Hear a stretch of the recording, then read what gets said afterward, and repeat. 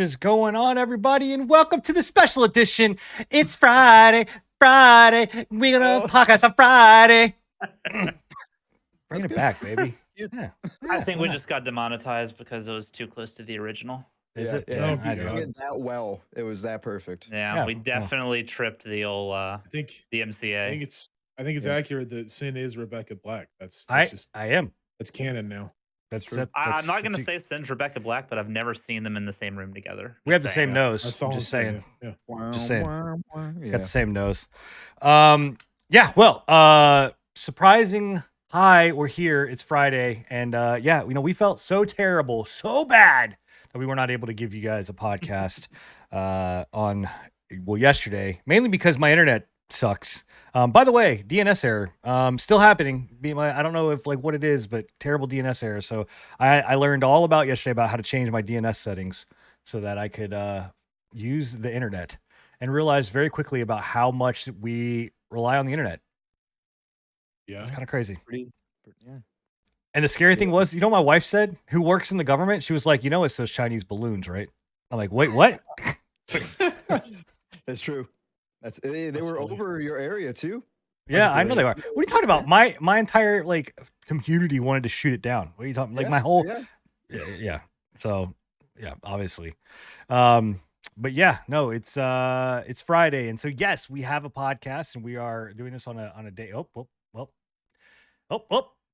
Bill's back. Yeah, All right. I don't know what. I just clicked. There's no damn It's balloon. the Chinese. The damn Chinese. Why? What? Enigma. Yeah, is Enigma's like, on What's Bill. going on? Yeah. I can't help it, man. It's the way Discord Welcome to works. Friday, God folks. Yeah. Damn it, Yep. China. This is what Now happens. you know why we don't do these on Friday. So anyway, yeah, Damn you, episode China. 75. We have got, man, we got a lot to talk about. Bro. Yep. 3/4. 3/4. Only 25 more episodes. Okay. We're gonna get him back. Now We're Bill's back? gonna be We good? nope, he's just gonna be Oh, it's just floating. he's just gonna be the rotating This is gonna be squares. dots. Yeah, This is it's good. fine. China, It's man. okay. I'm telling you. It's all right. Fine. We're all devolving. Next, it's Scruffy. Scruffy will be just nothing soon. Please, no. So, but no, yeah, like I said, 75. You guys should be accustomed to this. This is no different. Every episode there's something going on. We're doing something weird and wacky, change something. So yeah, but in any case, a lot to talk about, a lot to cover. Obviously, if this is your first episode, there are 74 other episodes for you to catch across YouTube, Twitch VODs. You can go on Spotify and get it. Any of your apps, you can go to your podcast apps. Well, You can. Technically, because Twitch are a bunch of assholes and don't save VODs, you can't watch the VODs on Twitch. So, It's all right. We're gonna go to Kick soon anyway, so it doesn't matter. yeah, we're Yeah. gonna So- become kick streamers. Yeah. Let's go. So with that, let's actually kick off. Hey, Ooh. into I see you. I see you. into the Twitch and YouTube news, one of which the YouTube news is apparently Bill is now just going to be dots for the rest of his life. Yeah, I'm also a PNG tuber now, guys. this is- I decided to follow the trend. He's Very been, Joining. I like the style, Bill. I do. yeah, it's very Minimal- Minimalistic. Yeah. You know how everybody's devolving their logos? This is just me. I've Yeah. devolved down to back to Pong. Dots. It's got a taste, a very nice Yeah. taste to it. Yeah. No. So, but in any case, yeah. So Twitch and YouTube news, we kick it off every single week with this, and so this one's actually kind of unique. Let's talk about the Twitch clip stuff first before we talk about the other thing that we're gonna talk about, which is Kick. But I want to showcase this off. So I'm actually gonna bring this up because I think it's an interesting piece of information to see, because it more or less than what it is that you can obviously we're going to talk about it, but for anybody we do this live, so you can come in and actually watch this on YouTube and or Twitch when we do this. But yeah, so Twitch had its upcoming or they had these clip updates, and I think Scruffy, you're the one that found this, right? Yeah, it just came out the other day. It's actually pretty cool. I mean, it's exactly kind of like what YouTube implemented as well, where you can actually make vertical clips. Though I think this one takes it a little bit further. I'm not sure if you could split up segments on the YouTube one where you could pull like the camera feed as well as gameplay and put it together. I don't remember. Does YouTube do that? Do you Hello, know? darkness, my I don't know. old I'm just friend. looking at that emo Bill face. That's first off, the image is frozen. And second off, it's so dark. This is Bill going through a phase. He's going back into his Trying, teenage. guys. He's going back into his Trying. teenage fucking Gap days, bro. Oh gosh. So yes, it's from what I've read, it is in fact Twitch is kind of not necessarily copying or ripping anything from YouTube, but they're trying to do their own. Hey, we're back. Trying to do their own kind of version, which I think like this is a forward step for Twitch. Like this is great. Like I mean, again, I think that they see and understand like they have to get into the short form content, and they're not going to build out a short form content platform like YouTube's going to do with live or shorts. So they're just going to piggyback off of TikTok.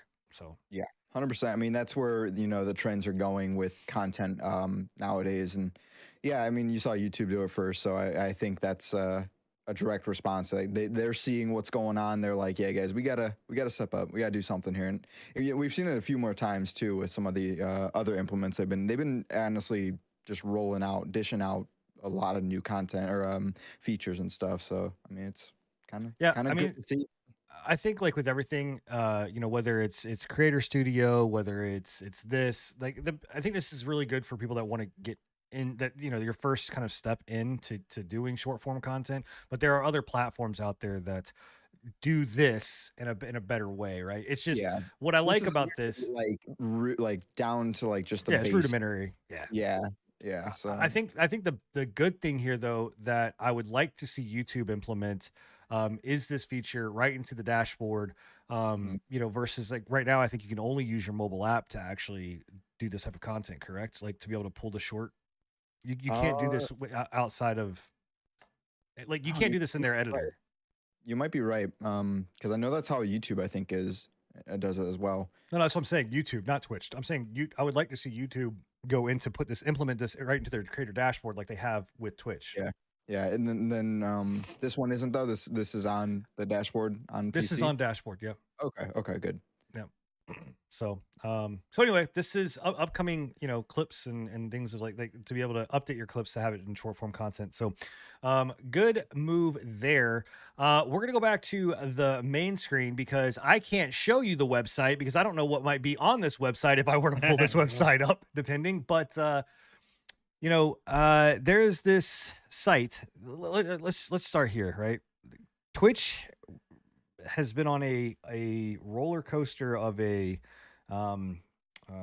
existence when it comes down to saucy content, right? Whether it is Amaranth, whether it is Indie Fox, whether it is creators getting banned for being drunk or what, all of the in-betweens, basically anything that you could think of, to banning slots and I said slots. I want to make sure that is known. I was about to say, make sure you emphasize. I said slots and casino gambling on their site. That spurred the existence of a platform called Kick. Before we describe, let's just all go around the room. What do you guys think of Kick? I think of the instant messenger that was used by predators primarily. Yeah. Not too far off. Yeah, Not too far off. Yeah, it's pretty accurate actually. Like what do I think about it? Like what do I think about the actual like website or what? Yeah. What are your thoughts on the website? What do you think about? I mean, I think it's funny as hell, man. Like legitimately, the day that Scruffy posted it in the chat, I clicked on it, and legitimately, the first thing that popped up was porn. Yep. The second thing that popped up was some chick twerking, and the third thing that popped up was some dude watching a chick twerking while watching porn as well. Yeah. It's so, it's wild. It's wild times over on Kick. It's like Circle Jerk the website. Yeah, it's real weird, man. Like, well, so first off, think of like a Mixer, but like dirty. I don't see Mixer when I think of another site on the internet that's far from Mixer. So the thing, if you're not familiar with what Kick is a alternate streaming platform that was started because people were like I said, the gambling and the slots and all that kind of stuff on Twitch was banned. So Stake, which is the site that everybody goes to do gambling and things like that, which is based in another country. Understand that it is outside US jurisdiction when it comes to these things. Basically said, fuck it, we'll create something. And they went with Trainwrecks, who was a predominant streamer on Twitch, and made Kick. And then what they've done, because look, we've seen platforms like this come up and go up and down, right? Like all over the place. Like I think, there's sites that you can go and stream. It's nude video gaming. Like that's the whole platform is nude video gaming. Like you can go to like Chatterbait. There are these sites that you can go to that are obviously out there. But by the way, we don't condone any of our underage viewership going to these sites. Please do not do that. And if you do, that's on you. Not on us. But anyway, so they decided to make Kick and bring over these like streamers. So they brought Trainwrecks, obviously. Trainwrecks then brought over all of the like slots and gambling streamers. So it instantly had numbers that like no other platform really had. I mean, I would even challenge, like, it's got more numbers. It's probably the biggest competitor right now to Twitch when you're talking sheer volume of viewers. Better than Rumble? Oh yeah. I mean, I think one of the guys had like 63,000 people watching him the other day. Well, like Aiden alone brings over like 72K. Yeah, I think that was the one. Was Aiden when I checked it the other day had like 63.5K watching him. I was like, Jesus Christ. He's one of the big ones that was brought over by Train.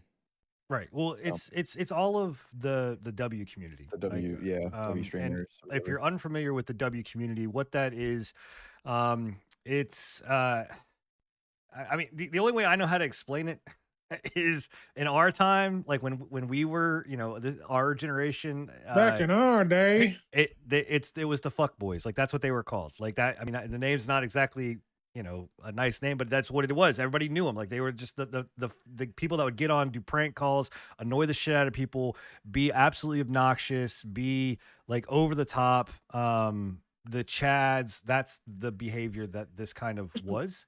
And that's the W community. Like you have like Kai Cent, you've got Aiden Ross, XQC fits into that. It was like the Athenes, the Ice Poseidons. That's who this generation, that's what the considered W creators are. So they're going over here because there's no TOS. Well, okay, there is a TOS, but it is very, very light. In fact, getting sexual favors done on you on stream only gets you a 1-day ban. That's I didn't even think it was a full 1-day ban. I think it was like less than like 18 hours, man. Oh, no, it was less than 1 day. Oh, I thought Bill was gonna go ahead and be like, oh, well, you know what, Bill? I'm setting up my profile right now. Let's go stream on Kick. He's gone. So, yeah, I don't know, man. I mean, it's I mean, the reason that I brought up Mixer earlier is because I feel like that's kind of what we're seeing right now in terms of the flood of like these streamers going over. They're not necessarily being bought out by the website, or they might be. We don't actually know.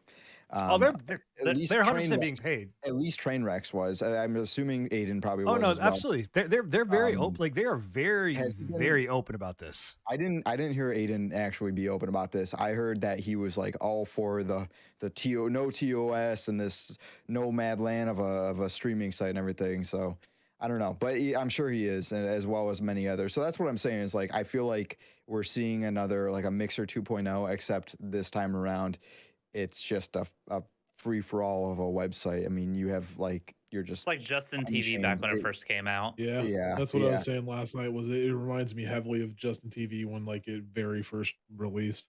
Yeah, so I'm sure we'll see this big flood, like we are of these streamers going over there. But it depends on what kind of revenue they have. if they find a way to generate revenue through the site that doesn't involve advertisers, Yeah, because there's no they could just hit chance. the fuck it button and keep things the Wild West like they are.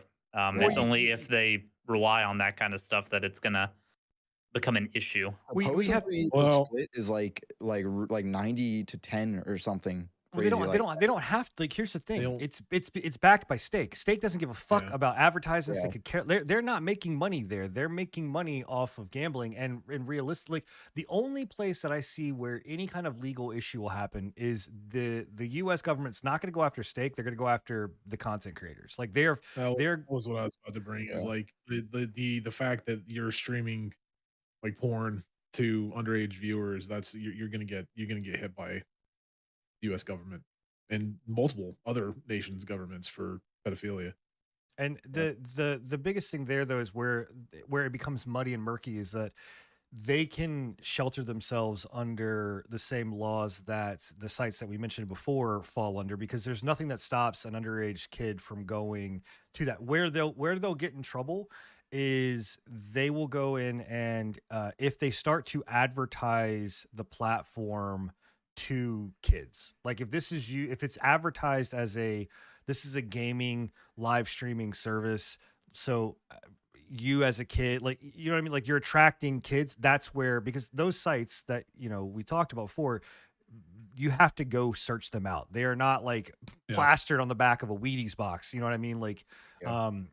so again, where you have people like and Logan Paul and all of them are not on the site, but like when you have people like Logan Paul, like KSI, who KSI was on Kai Sent's channel, like that is a brand. KSI's face is associated with Prime, which is a brand that is positioned toward kids, right? And now that's where they could step in and take legal action if they wanted to. Fair enough. So, yeah, makes yeah. sense.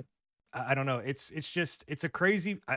Look, if you're gonna go check it out, and the only positive that I will say about this whole entire platform, is that the discoverability, and because of the fact that Stake gives two shits about like the money portion of it, and like you're gonna get your 90% cut. You only have to have, like, I think to get full sub partner, the check button, you only need 75 followers. That's it. Like you don't, that's all you have to have. But the discoverability is not like, I was looking at like Call of Duty and the two platforms are like Sons of the Forest. There's like 3,000. Let me I can't check it here, but there's like, I think there's like 3,000 to 6,000 viewers watching Sons of the Forest on Kick, and obviously that's dwarfed on Twitch. But for someone that's starting out over there, like I don't know, there is discoverability options. But what I will tell you is there an that, algorithm or anything, or is it still Kingmaker? fuck no, it's just whatever. Yeah. It's just whatever. Just categories. Yeah, just categories. I mean, it looks a lot like Twitch. Like if you change the coloring from green to blue or to purple, it would be fucking Twitch. Like the way that it looks and set up, but it's still now. No, there's no algorithm. There's nothing there. And I'll tell you, like, unless you're willing to go and push the edge, right? To like, if you're gonna, I don't know, you gotta push the. If you go Kick, you got to go full Kick. You got to go full Kick there, like to get seen, because let's go over Kick and let's just all become the most family friendly streamers. Because we'll be the outliers. I low-key thought about making an OnlyFans and just having like puppy petting videos on it or something. Let's go to Kick. Let's go to Kick and become fishing streamers. There we go. There it is. The other nutty thing about this though is that it's not just the people that are streaming like on that platform, but it's also the viewers are absolute degenerates. Like the people that are there are. I mean, you're pulling directly from Twitch, and you're going to a site that literally is, like Bill said, the Wild West. It's going to be tenfold compared to Twitch. Again, when you literally load onto their site and the first thing you see is some chick shaking her ass, like 100%, it's going to attract a certain subsection of people. There's no TOS for streamers. That means there's no TOS for viewers as well, for chat.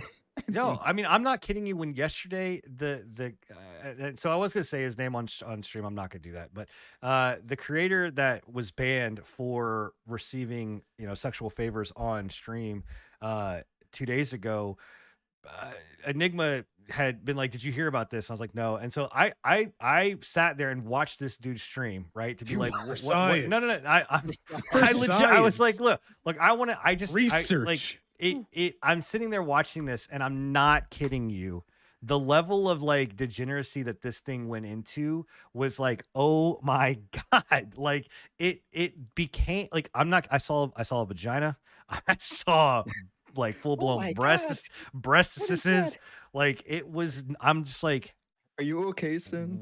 no, I'm not. I need to need go to talk. I need to. man. I need to Yeah. go to church Yeah. after watching Yeah. this dude stream. It was great, and it's just like, and again, the thing in there is like you're watching chat, and it's just chat feeding into this behavior, and that behavior just feeding. It's like somebody gave 4chan a fucking live streaming service. It's crazy. Exactly what it is. It's nuts. So, Asmongold had a really hot take about it. He looks at it as like a. I guess this will be the last question I ask for this around Kick, because I guess now we just need to do Twitch, YouTube, and Kick drama. But do you think this platform can succeed? Nah. I honestly have no idea. With I- like, the rules and everything, I have no idea. I think it'll succeed for that certain like subsect of people that we were just talking about, like the W streamers and shit for sure. Yeah. But I don't personally, and maybe it will, but I don't personally see this as like competition for Twitch. and I YouTube. was about to don't- say it could very well succeed on its own, but I don't see it Yeah. as a YouTube Twitch Yeah. competitor. I see it as a niche, weird subsect. Yeah. I could see that. Yeah, I just can't see the longevity of it for like people who are wanting actual like content because like If anything, it'll die down to like Rumble level stats. yeah, I can I agree mean, with all that. It'll stay. I think it'll stay around because of the gambling aspect. Like Stake would just be Oh, able like 100%. because that's how many people they Well, get it'll from. it'll stay around not for just the gambling subject, but again the lack of TOS. And then granted, they might put in a TOS at some point in the near future and pull a what Justin TV did in the early days, where they were like, this is way too wild. We got to pull this back a little bit, boys. Like we can't have you guys throwing swastikas in chat. Like I'm just that kind of shit. But You want me to tell you how many swastikas I saw yesterday? I wouldn't doubt that It's- you probably lost count. Yeah, but I mean, maybe this is a platform that is used to clean up the other platform. Like maybe it's like, hey, all of you people that like want to do this on Twitch, just go over here. And I'm actually I mean, interested to be that's like, kinda what we've been asking for, is it not? Like we've always been saying, like we need to get either the the titty streamers off of Twitch or just give them no, their own I have- category. I And this just is to essentially that. just to emphasize and reiterate, we did not ask for swastikas in chat. We were No, we're no. talking about the titty streamers. yeah, I mean, it's just a, I don't know. I'm interested too because this is gonna be one of those things where like all of those creators. Well, I know like Indie Fox, who's permanently banned over on Twitch, is gonna go to Kick, right? She's already Not surprising. kind of said that. But it is. I'm gonna be very interested to be like these creators that are skirting the line on Twitch. If either Twitch is going to okay this, or they're going to come back to say, "Hey, we're going to allow for a Twitch after dark kind of site," or I don't think Twitch is looking to be a competitor to this. I genuinely Yeah, don't. They I don't see it don't as a think this threat. is even on Twitch's radar, honestly. you keep taking those people like Aiden and all that kind of stuff. Go ahead, watch. I guarantee you, somebody somewhere at Twitch higher up is going, "What the fuck is happening?" Like the more that these like Kai Cent, he just hit 200,000 subs. Is the first African American creator to ever do that. On Twitch, right? You take that money, that's a lot of money in Twitch's pocket. You take that away, move it over to Kick, somebody's gonna be paying attention. Whether they do anything about it or not, I don't know, but it's somebody's paying attention somewhere. It's definitely on Twitch's radar, for sure. Is So, Twitch even still paying contracts to streamers? Have they been doing this? it waxes and wanes. Like, so we'll see it Yeah. again here probably in the Yeah, I'm next, I wondering would if say we'll like see 3 or it 4 again. months. Oh yeah, Yeah. no, absolutely. YouTube will mean- pick up as YouTube starts to pick up more because That- there are more coming to YouTube. Like that, Yeah. those contracts are being done right now. Yeah. That would be the only like thing I could see them doing to rebuttal Kick, but I don't know. Yeah. Anyway, all right. Well, that was does YouTube have any news? Any YouTube drama other than Bill? I think they changed your name of your thing, right? What was that you posted? What? No. What? He changed his own title. Oh, you changed. I thought you said YouTube changed your title. I was like, well, that was ballsy of them just to go in there and change Nah, the title of your. nah. YouTube's been riding fine. We're Wait, still well, waiting we- to hear well, about the affiliate program. We didn't talk. Did we talk last week or about last CEO? podcast about that dude? Yeah, about that dude, Oh, that the was big. CEO stepping down. Yeah, Susan. Well, Oh, that that's was- right. Susan Susan. jumped down. I Yeah. have my Yeah. balls back, kind of. No, Kinda. you don't. Yeah. No, you Not don't. in hands of a man. The algorithm has secure hold on those, my friend. But yeah, the Susan, I don't know how we forgot about that. Yeah, Susan stepping down is a huge deal. She's been with the company for 9 years as CEO Yeah, and somewhere around there. longer with Google before that.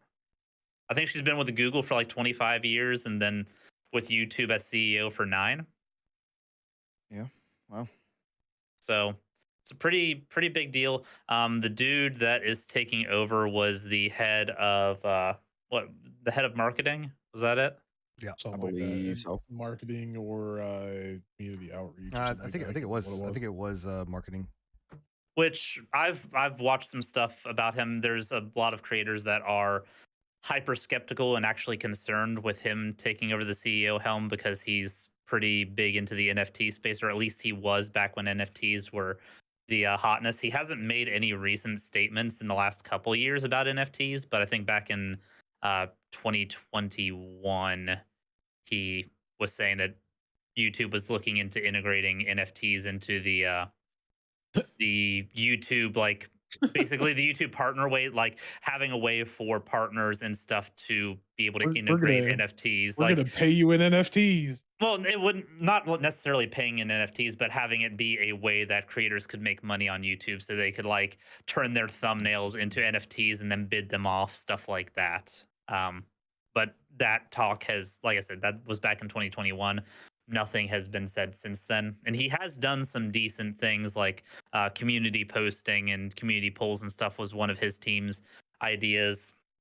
I think he was fairly big into shorts coming to YouTube and making that like integration possible. How much would it cost me to have a Bill NFT from one of your thumbnails?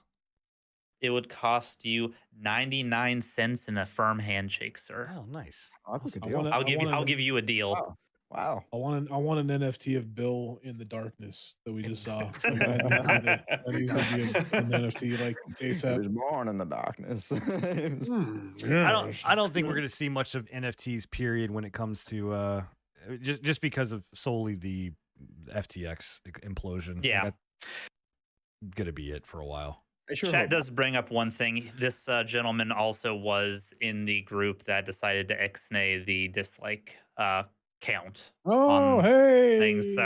So again, there's some reasonable. I don't know, man. There's a When- reasonable when it- reason creators are skeptical or concerned Yeah. about his takeover, but I think at the end of the day, it's going to be more than the same. Yeah, that's what I was about to say. Is when it actually came out and we were talking about it a little bit. I was talking to Byte, I think was who I was talking to on Twitter. And it's just like I don't see this being like a huge push factor for anything new coming to YouTube anytime soon. That isn't already in the pipeline, at least, you know. Because if he was already going to do it, if he was already gonna, or if he was going to change things to a vast amount, it would have been changed. He's Yeah. been in the space for so long, so I'm just interested to see when they come out with the YouTube affiliate program, that sub partner program that they talked about at the end of last year that was supposed to come in Q1 of 2023.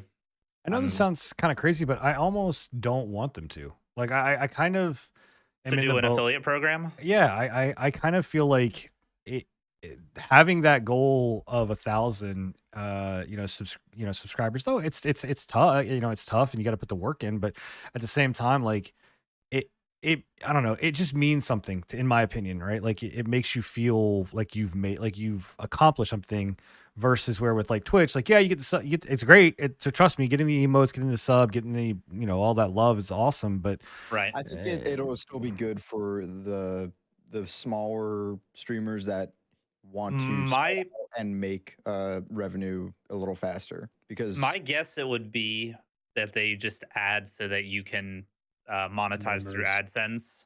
yeah, I would imagine it'll be members. I don't think it'll be AdSense. You don't think it'll be AdSense until the No. 1,000? 12,000, yeah. Because that's I'm willing to bet that they Can want YouTube all run of the ads ad on channels revenue. that don't have oh, 100%. AdSense? Yeah, absolutely. Yeah. Okay, then yeah, you're live, correct. though. Not live though. No, they don't run it on lives. No. Oh, they don't run ads on live anyways, regardless. That's what he's saying. No, but I believe Oh. on partnered partnered live streams, do they not run ads? I believe they. No, they I don't. think so. I'm No, they pretty don't. sure that there is They no don't? ads on live streams No at live all. ads on at all? YouTube. Nope. Okay, I wasn't sure about that, but yeah, then no. How long that'll last, soon we don't know, but Yeah. that is the Right. case.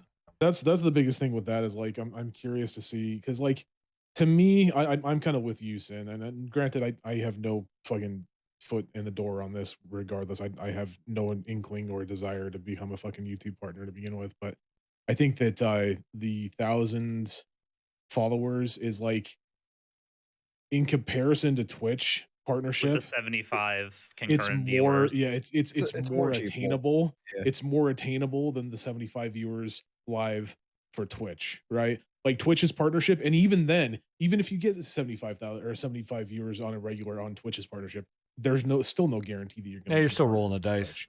Yeah, Yeah. you're still rolling the dice, and it's still up in the air as to whether you actually get partnered. At least with YouTube, once you hit that cap, it's done. You're good. You're good to go. Yeah, You're unless you've fucking had in. community guideline strikes, they're Very not true, going to deny you. Right.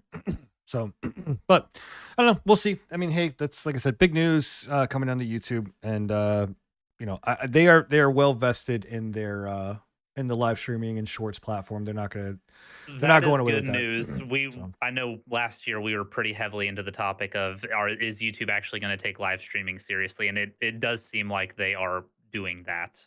Well, and I don't mean to bring Kick back up, but I think with things like Kick happening and like causing this catalyst, like it causes more the entrenched platforms, right? YouTube and Twitch to kind of take this like we are the serious. Like you've got these guys over here that are fucking crazy. They're whatever else. They're the frat house you never should go to and you don't even want to walk by. Like we are the like upper echelon. And because of that, like we're going to show you why we are. Like we care more about you and blah, blah. So it can have like, it can have a good thing happen other than just taking the degens off.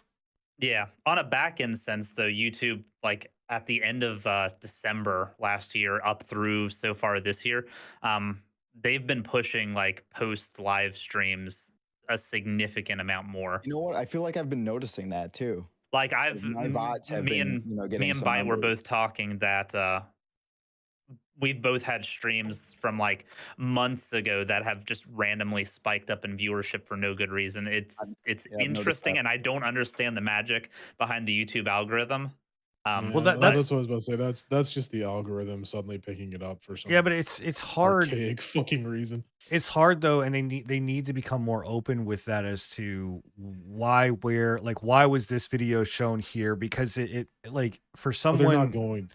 Right, but what I'm saying, but for you as a YouTuber and as a creator, like it is important for you to understand your numbers and your metrics and your KPIs and why things are going up and down, so that you can, again, tailor your content. So like.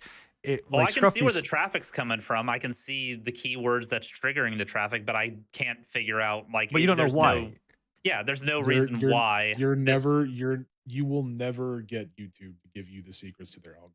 Sorry to tell you like this, the Krusty Krab formula. Well, I'm not saying that we need the secrets to the algorithm. What I'm just saying is that they need better insight into why this video was shown here versus like this video over here. Like I've got, like, for instance, again with Scruffy, right? Like if Scruffy's video gets picked up from, let's just say, he's very much of an all over kind of streamer, right? Like he's playing a lot of different things. And so if this one video of him playing Sea of Thieves gets picked up and moved and goes viral or whatever else, it makes it very difficult for a creator to understand like, well, why, like, yes, I can see keywords and yes, I can see that, but like, why this one when I have 7 other Sea of Thieves videos that didn't get picked up? You know what I mean? Like that's the understanding of it. That's what I'm trying to tell you though, is that that's how YouTube has been since 2009. It's never they're never going to give you that information. It doesn't. I'm not saying that it is. But what I am saying is that you will never get them to give you the information for the algorithm. You will never get them to do that. If they were going to do that, they would have done it already. And right? yeah, Like, and, like we were myself and Bill were literally just talking about this today because of that situation that he had where he swapped the title on his video, right? And I'm like, yes, the reason why it boosted is because those SEOs and those those keywords, right? That is a very hot topic on YouTube right now. So the algorithm is going, hey, this topic is being talked about quite a bit. Push. But tomorrow it could be like it could be fucking makeup streams. You never fucking know. Yeah. I showed him an example. I did a Hogwarts Legacy video talking about the rating scores and stuff like that. And it had like straight vertical trajectory, and then for no reason it just plateaued, and it hasn't boosted since. That's exactly how I feel like shorts work too. They do that exact same. They get pushed for like a time frame, and then they just cut. Like that's it. We're done. You've had your moment. Go. Well, shorts is an entirely another. Exactly, I feel like that's an entire another monster from the algorithm. Like I feel like shorts has its own fucking different. Yeah, Shorts does have its own algorithm. They're slowly starting to integrate it into the SEO, but it does run on its own different factor to the point where whatever shorts you post isn't going to like trigger YouTube's like spam watch, because like you can get triggered spam watch on shorts specifically, but it's not going to affect your YouTube, like your long form content or your live streams. They're all on their own independent thing. I fucking hate it as a person that was trained in like SEO and then that like did SEO for like an entire year and a half and like actually like had to deep dive into how things work with search engine optimization. Not being able to use search engine optimization on a fucking algorithms that's built off of search engine optimization makes no fucking sense to me. Well, you can use it, but you're gonna have to know where the goalpost is at because it's always moving. That's what like having the knowledge of how to work SEO and having the algorithm completely ignore SEO in certain instances for that portion. I'm just like, what the fuck? What is even going on?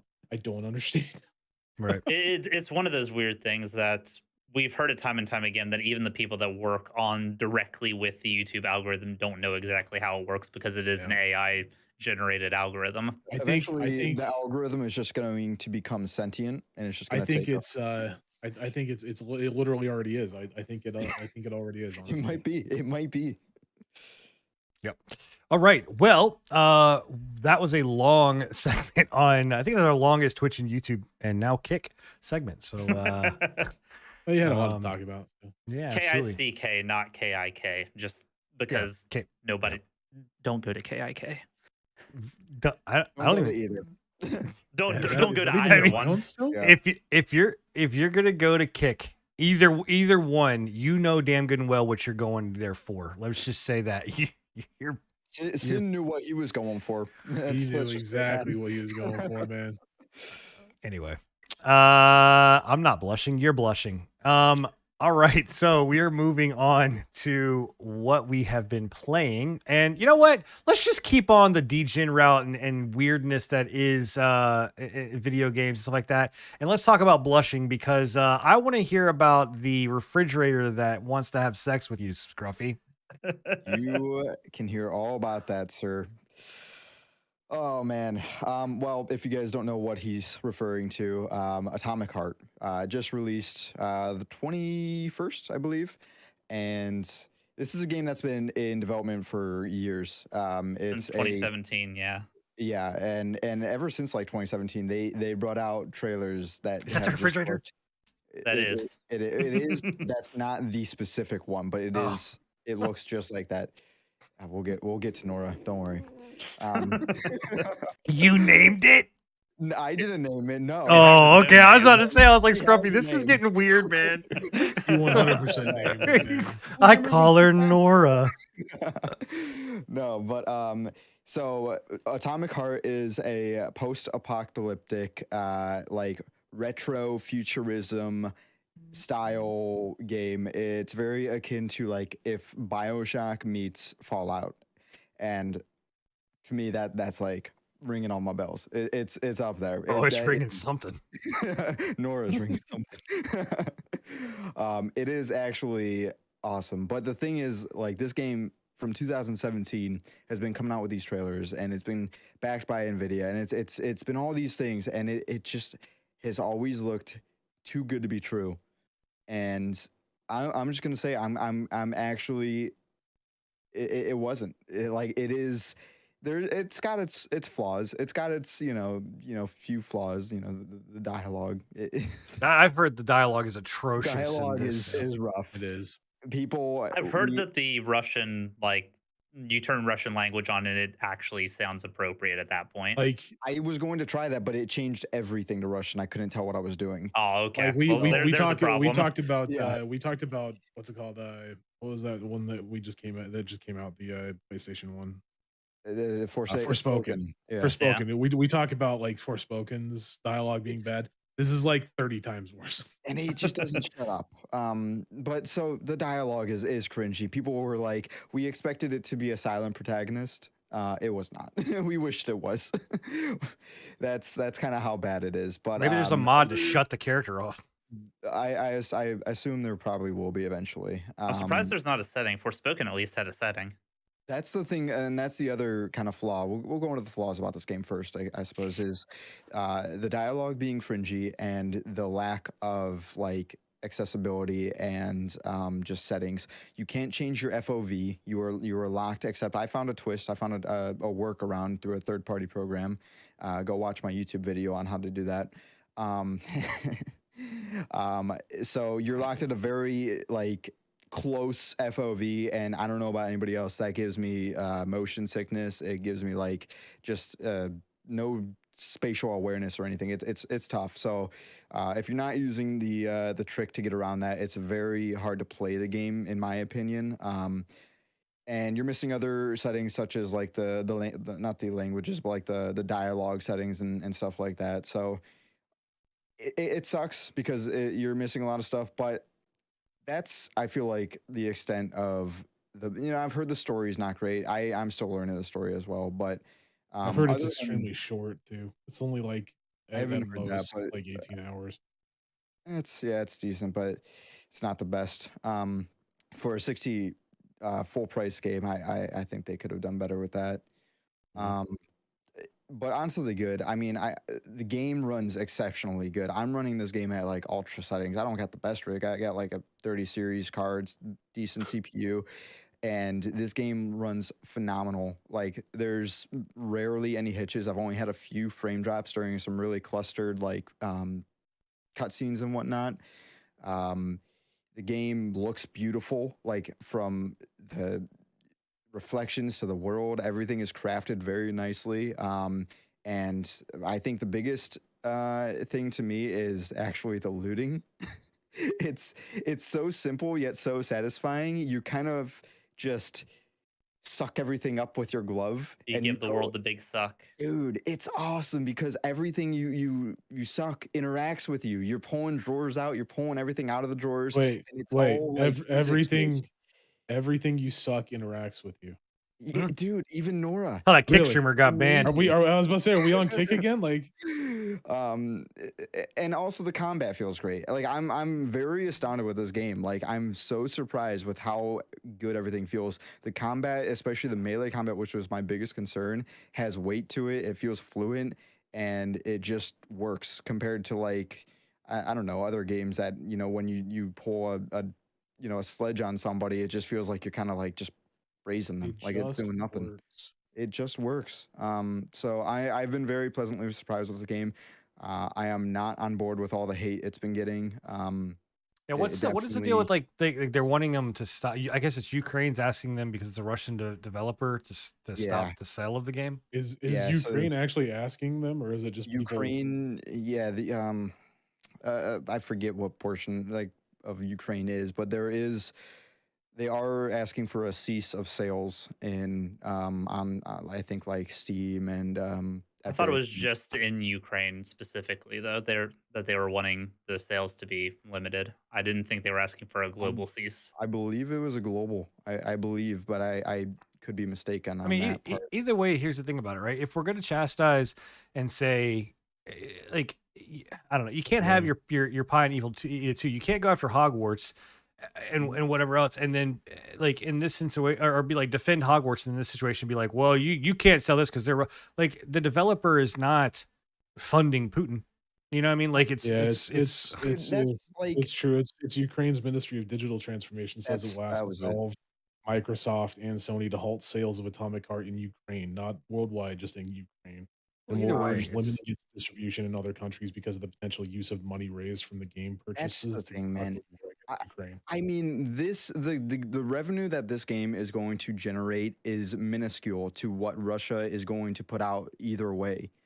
Russia has already put out 82 billion in war efforts against Ukraine, and they're already like 300 and like So 300 or 300 billion in debt. I mean, this says Atomic Hearts developer Mudfish, a Russian studio with alleged ties to the Russian government, is a complex. It's a complex issue, but the short version is that Mundfish, I'm sorry, is yeah. backed by a company founded by a former deputy general of the Gazprom Russian state energy behemoth and distributed by VK Play, which is effectively controlled by Gazprom. So there you I go. mean, My biggest thing on it is that the game's development started long before Yeah, Russia long decided before they the wanted fucking war to with Ukraine. invade. yeah. And I kind of understand where they're coming from, where it's like, yeah, sales of this game are going to go towards that war because obviously Russia is going to Just tax gonna everything. siphon funds Yeah, from Well, anywhere they and but can. yeah. but it's one of those things where I'm just like, guys, there's a lot bigger it's a fish to fry other than a it's a fucking video fucking game. video game. Yep. And It- all, I mean, on the honestly a good kind of side of this is the composer Mick Gordon, which I believe was that also the composer of the Doom soundtrack. Mick Yeah, Gordon. yep, Doom guy. He, good guy Mick Gordon here has donated his fee for writing and composing all the music for Atomic Heart to the Red Cross Ukraine Crisis There you go. Foundation. So, boom. Good on I him. mean, yeah, go Mick Gordon. Go Atomic Heart. Like this is not the issue here, guys. I just think they're digging too deep. well, I mean, I think going back to the game itself, I think from what I've seen and what I've watched of your playthrough so far, and then multiple other people's playthrough of it. I mean, this is basically an upgraded version or a newer version of BioShock, right? Like, I mean, that it's a reprised version of this generation's BioShock, and yeah, I think the dialogue is really bad, like really bad. I think that at a certain point you kind of lean into like maybe it's on the nose bad for a reason, like it's trying to play itself as like, I know I'm shitty, so I'm just going to lean into it pretty heavily, because some of the innuendos, aside from the refrigerator trying to fuck you, won't shut up. That's my only thing. It just goes on and on and on and on. And when you think it's done, no, it's coming for your ass now. It's just unreal. I'm sorry. but like you've shown me, and I've Sound a seen little like flustered there, man. Yeah. I've seen pictures of like big like dick pistons being fucking stroked in ways that just bro, come on. Let's be real. It doesn't. Let's be real. This fucking game knows what it's doing when it brought two fucking robot mommy dommies that are main characters. I think as soon as those two characters were revealed and they noticed people like this shit, yeah, 100%. They played into it. Yeah, they played into it, man. 100%. 100%. Because like when this first got like some attention, right? I remember when Atomic Hearts first like released one of their first gameplays, right? It was literally just outside. You were fighting robots, and then as soon as they introduced those two robots, every single fucking video that Atomic Hearts has them in it. Yeah, I put them in my thumbnails. Of course, yeah, of course. Yeah, you gotta. Sex sells, bro. Sex sells. It does. Yeah. Well, anyway, I'm glad you're. I mean, it's your own kick. Yeah. The one thing I'll say though is don't buy the game. try it on Game Pass first. I don't know. I can't say it's a full price game yet. Nor will I really think it will be. Is But it is it's it a on Game $70 Pass. game or is it a No, it's $60? 60. I believe it's 60, okay. 60. So it'll probably be worth it to some. It'll probably be worth it to me. But I feel like for most, with what you're getting, like it's definitely just a good Game Pass game. So just get it on there. The I've biggest heard. Good. I was about to say the biggest thing that I have on that is like, yeah, it's not like the actual content of the game isn't like a $60 video game worthy, but like just the game releasing and being able to play it without That's the thing, man. hardly any fucking issues, being able to Yeah. play it on multiple different PCs. I haven't heard anybody say that this game runs poorly. It On their runs PC. amazing. I mean, that's the thing is like I feel like in today's age of games, like we're so deprived from just games releasing in a state that you can actually play it. Yeah, man. Because you get a game now and it launches terrible, servers are sucky. If it's a multiplayer Well, it's game runs it's shitty, why crashes all I've the been time. impressed with like most of the games that have come out this year. Like Hogwarts Legacy released, Yeah. hardly had any issues with that personally. This game released, a lot of people are reporting that there's hardly any issues with that. Sons of the Forest released. I've heard a few people saying that it's a little janky, But but it's like also in early access. but that's the whole Yeah. thing is like even in early access, like I remember coming from the original the Forest, right? Like when it released in early access, that shit you couldn't play it for like a month and a half to 2 months before they finally, it just was was not playable. I'm happy to see When it, the man. first I'm release. just happy to see these games coming out in I'm solid really state. excited to see the fact that yeah, games are releasing at least so far this year, 2023, Yeah. have come out and they've all been fairly decent when it comes to like Don't worry. actually. I'm gonna burst. Oh, yeah. We'll burst your bubble here in this podcast for a game, and you've been playing it, so don't worry. Very true. It's Yeah. coming. This I game mean- does seem like it has that like almost. Is it considered retro? The like It is. er- It's akin to like Fallout. It's what is the term retro futurism.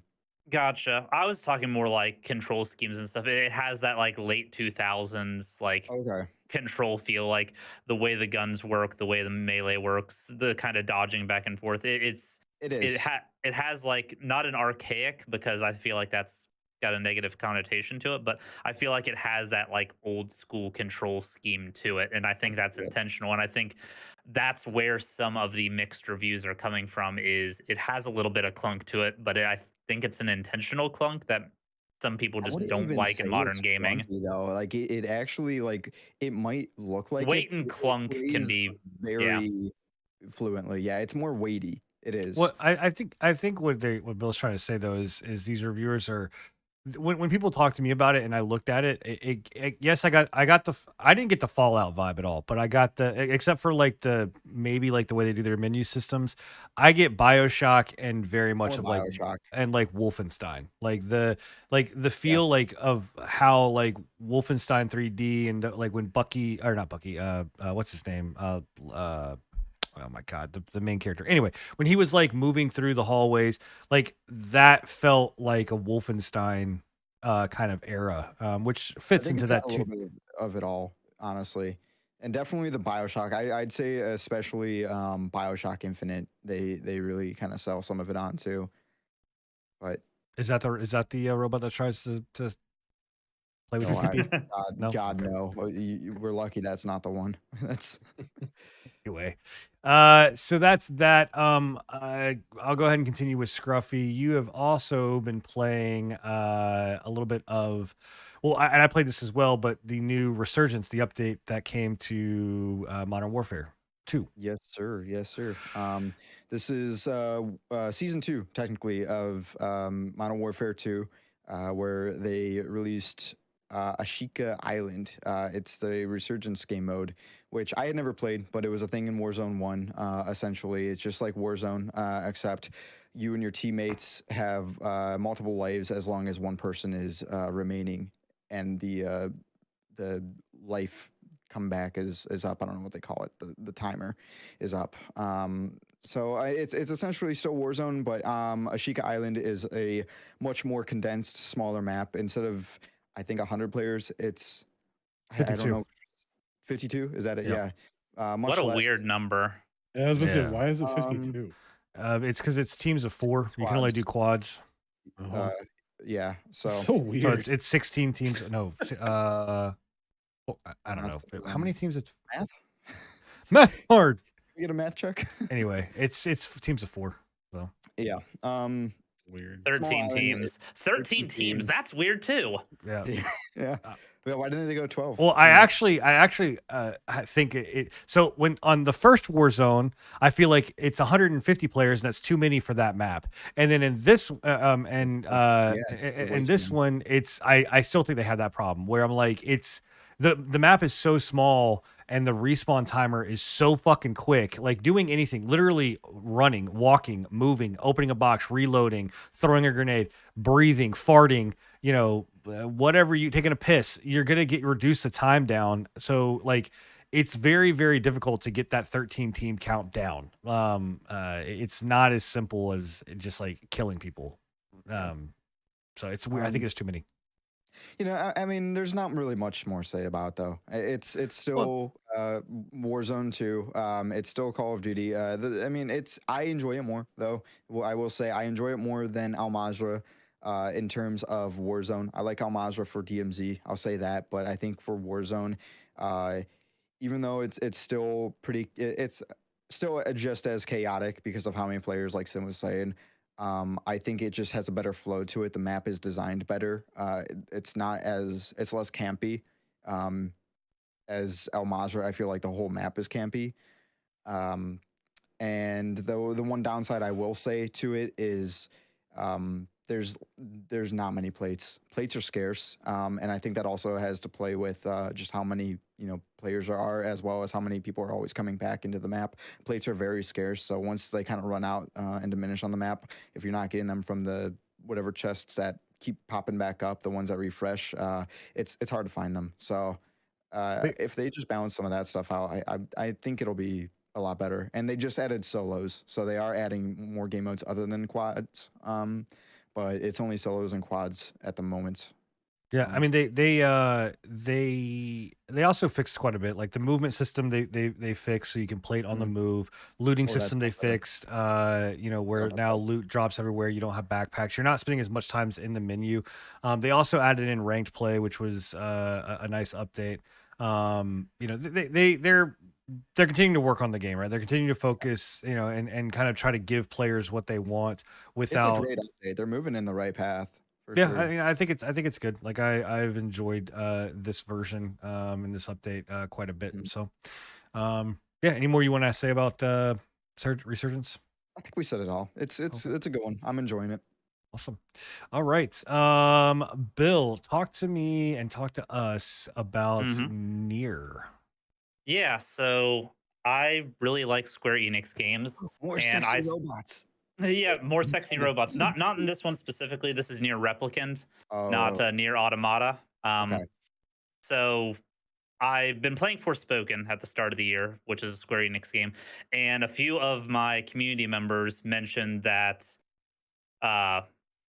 Nier, like the Nier series, kind of the way Forspoken's world is laid out and some of the choices that they made with Forspoken gave them Nier vibes, and that I would probably enjoy Nier if I tried it. And this is a franchise I've always thought about going and trying to play and just never did really get around to it. So I'm starting off with Nier Replicants, the first one chronologically, and I've been sleeping on this one, man. This is a really well done and fun hack and slash style like action RPG. Replicant it's a remake of the original Nier from back in 2010. They remade it for the PS4. Actually, didn't know it back that far. I thought it was some like new. Yeah, no, and even before like that game, Nier is a spin-off of the Drakengard series, which was great way before. Wow, yeah, Lord. Did not know. Yeah, so it's so good, but it's a lot of fun. I have like this for a 2010 game remake, and I don't know how much they actually remade with this one compared to the original, but it seems like a very faithful, like what I would say the Dead Space remake is to the original game. Maybe even less changes than that to that. And for the game being as aged as it is, it controls like a modern game. It's got a lot of good things going for it. The story seems good so far. The only downsides that I could see people not liking about it, which I don't mind because it gives me more reason to run around big open worldscapes, is the side questing is a little bit fetch questy. It's got that old school style of you need to go out and get 10 mutton for my kids because they're hungry, that kind of stuff. So you go and kill 10 sheep and get mutton and bring it back. But again, it gives me a reason to go out and explore an open worldscape, which is what I liked about Forspoken and what I have been very much enjoying about this. Plus, this has the most beautiful soundtrack that I've ever heard. Square Enix is like really good about their soundtracks. This is better, like infinitely better than any Square Enix soundtrack. Like this is better than the Final Fantasy games. It's got dynamic music to it so that depending on where you are in the worldscape, you can actually walk up to a bar and like the overworld tune will be playing. And then whenever you walk up to the bar door, you can hear the bard in like through the door, and she'll be playing the overworld theme and start singing along to it. Combat and stuff syncs in and out with the overworld themes there. It's great. It's really, really good. The a little bit of just back history, or well, not back history, but a little nugget of information for you. The fetch quests and the openness of this game and the way that it's laid out, it was actually supposed to be a MMO. They were okay. I'm not saying it was supposed to be Replicant specifically, Replicant specifically was supposed to be a originally it was slated as being some type of multiplayer, and I don't want to say massively multiplayer, but multiplayer massive. Like however they were gonna, like they don't know if it was supposed to be like you squad up with 4 and then go out, or if but the world and the existence and their quests and stuff like that was slated as a quote unquote MMO style of game, and then it got scrapped and made into, they scrapped that idea and made it into a single player. Interesting. That is very interesting. I wouldn't mind an MMO set in this universe, and I do think this universe has a lot of potential for that style of gameplay. Yeah. But it's good, man. Like I went into this, what we just witnessed was the tutorial of the game. That's how they introduced the combat to you, which I think is one of the better tutorials that action games go to. It's very go in, we give you a big slew of abilities and spells to try out, and then we put you into the overall story. It's kind of that God of War, like the OG God of War style, where they give you the overpowered character at the beginning to kind of give you that power fantasy, and then they taper you back. Yeah. Gotta work for it. But where's the hot robot? That's Automata. This one sets a decent amount of time from what I've gathered. Before Automata, this one it still has humans on Earth and stuff like that. They're not acceptable, bro. Unacceptable, bro. We want the hot robot. I will say there is a girl in the game named Kaine that just has like a one piece like lingerie top on and cinched up like underwear in the back. That's all it is. Man. Loosely cinched, mind you. I don't know if I'm into that anymore. Kind of. But it's a human. Right?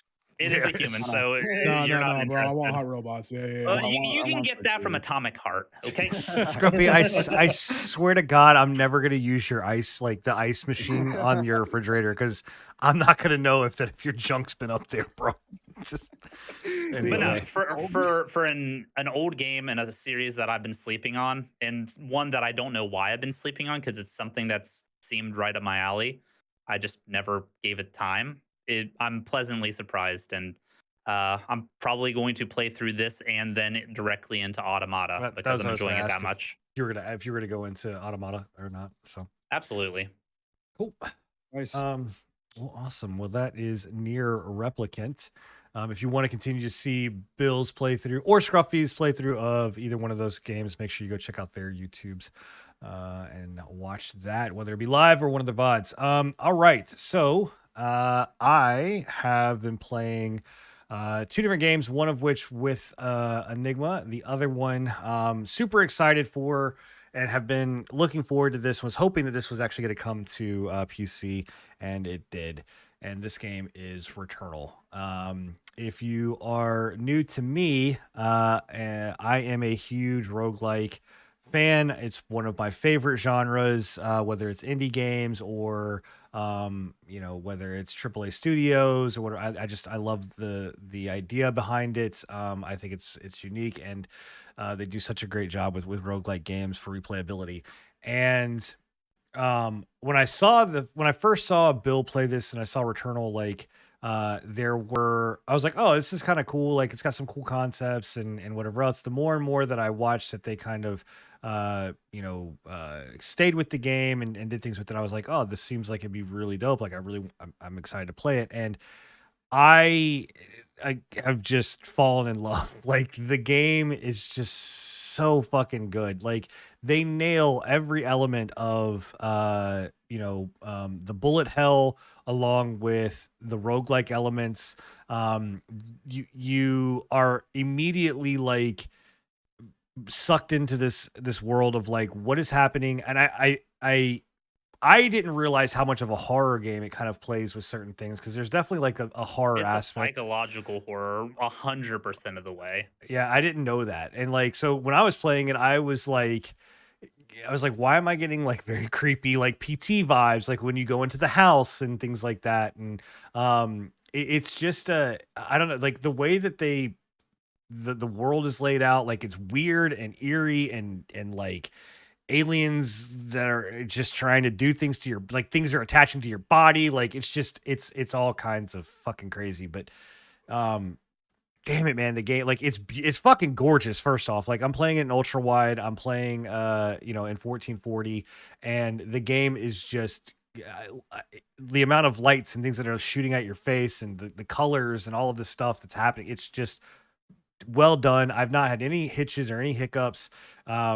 The combat system is fluid. You feel very much like in control. I love the fact that like the online component like brings in very kind of like Dark Soul style, like where you'll see a person on the ground. And I didn't realize this until I actually took the time to read it, but like you'll see a body on the ground, like obviously one of it is can be your body, but you'll see another body on the ground and you'll go up to it and it will be basically a ghost of like how this person died. And you can either cleanse the spirit or cleanse it and with ether, or you can choose to fight it or fight relive either how it died or it has turned, and you will fight it or how it died. And those are real people. Like that is to me again an element of this is an interactive world, and I'm playing in a world where somebody else died and I can like fuck them up, like and steal their shit. It's just, I don't know, man. It's just so fucking good. Like the game is phenomenal. Like it just is.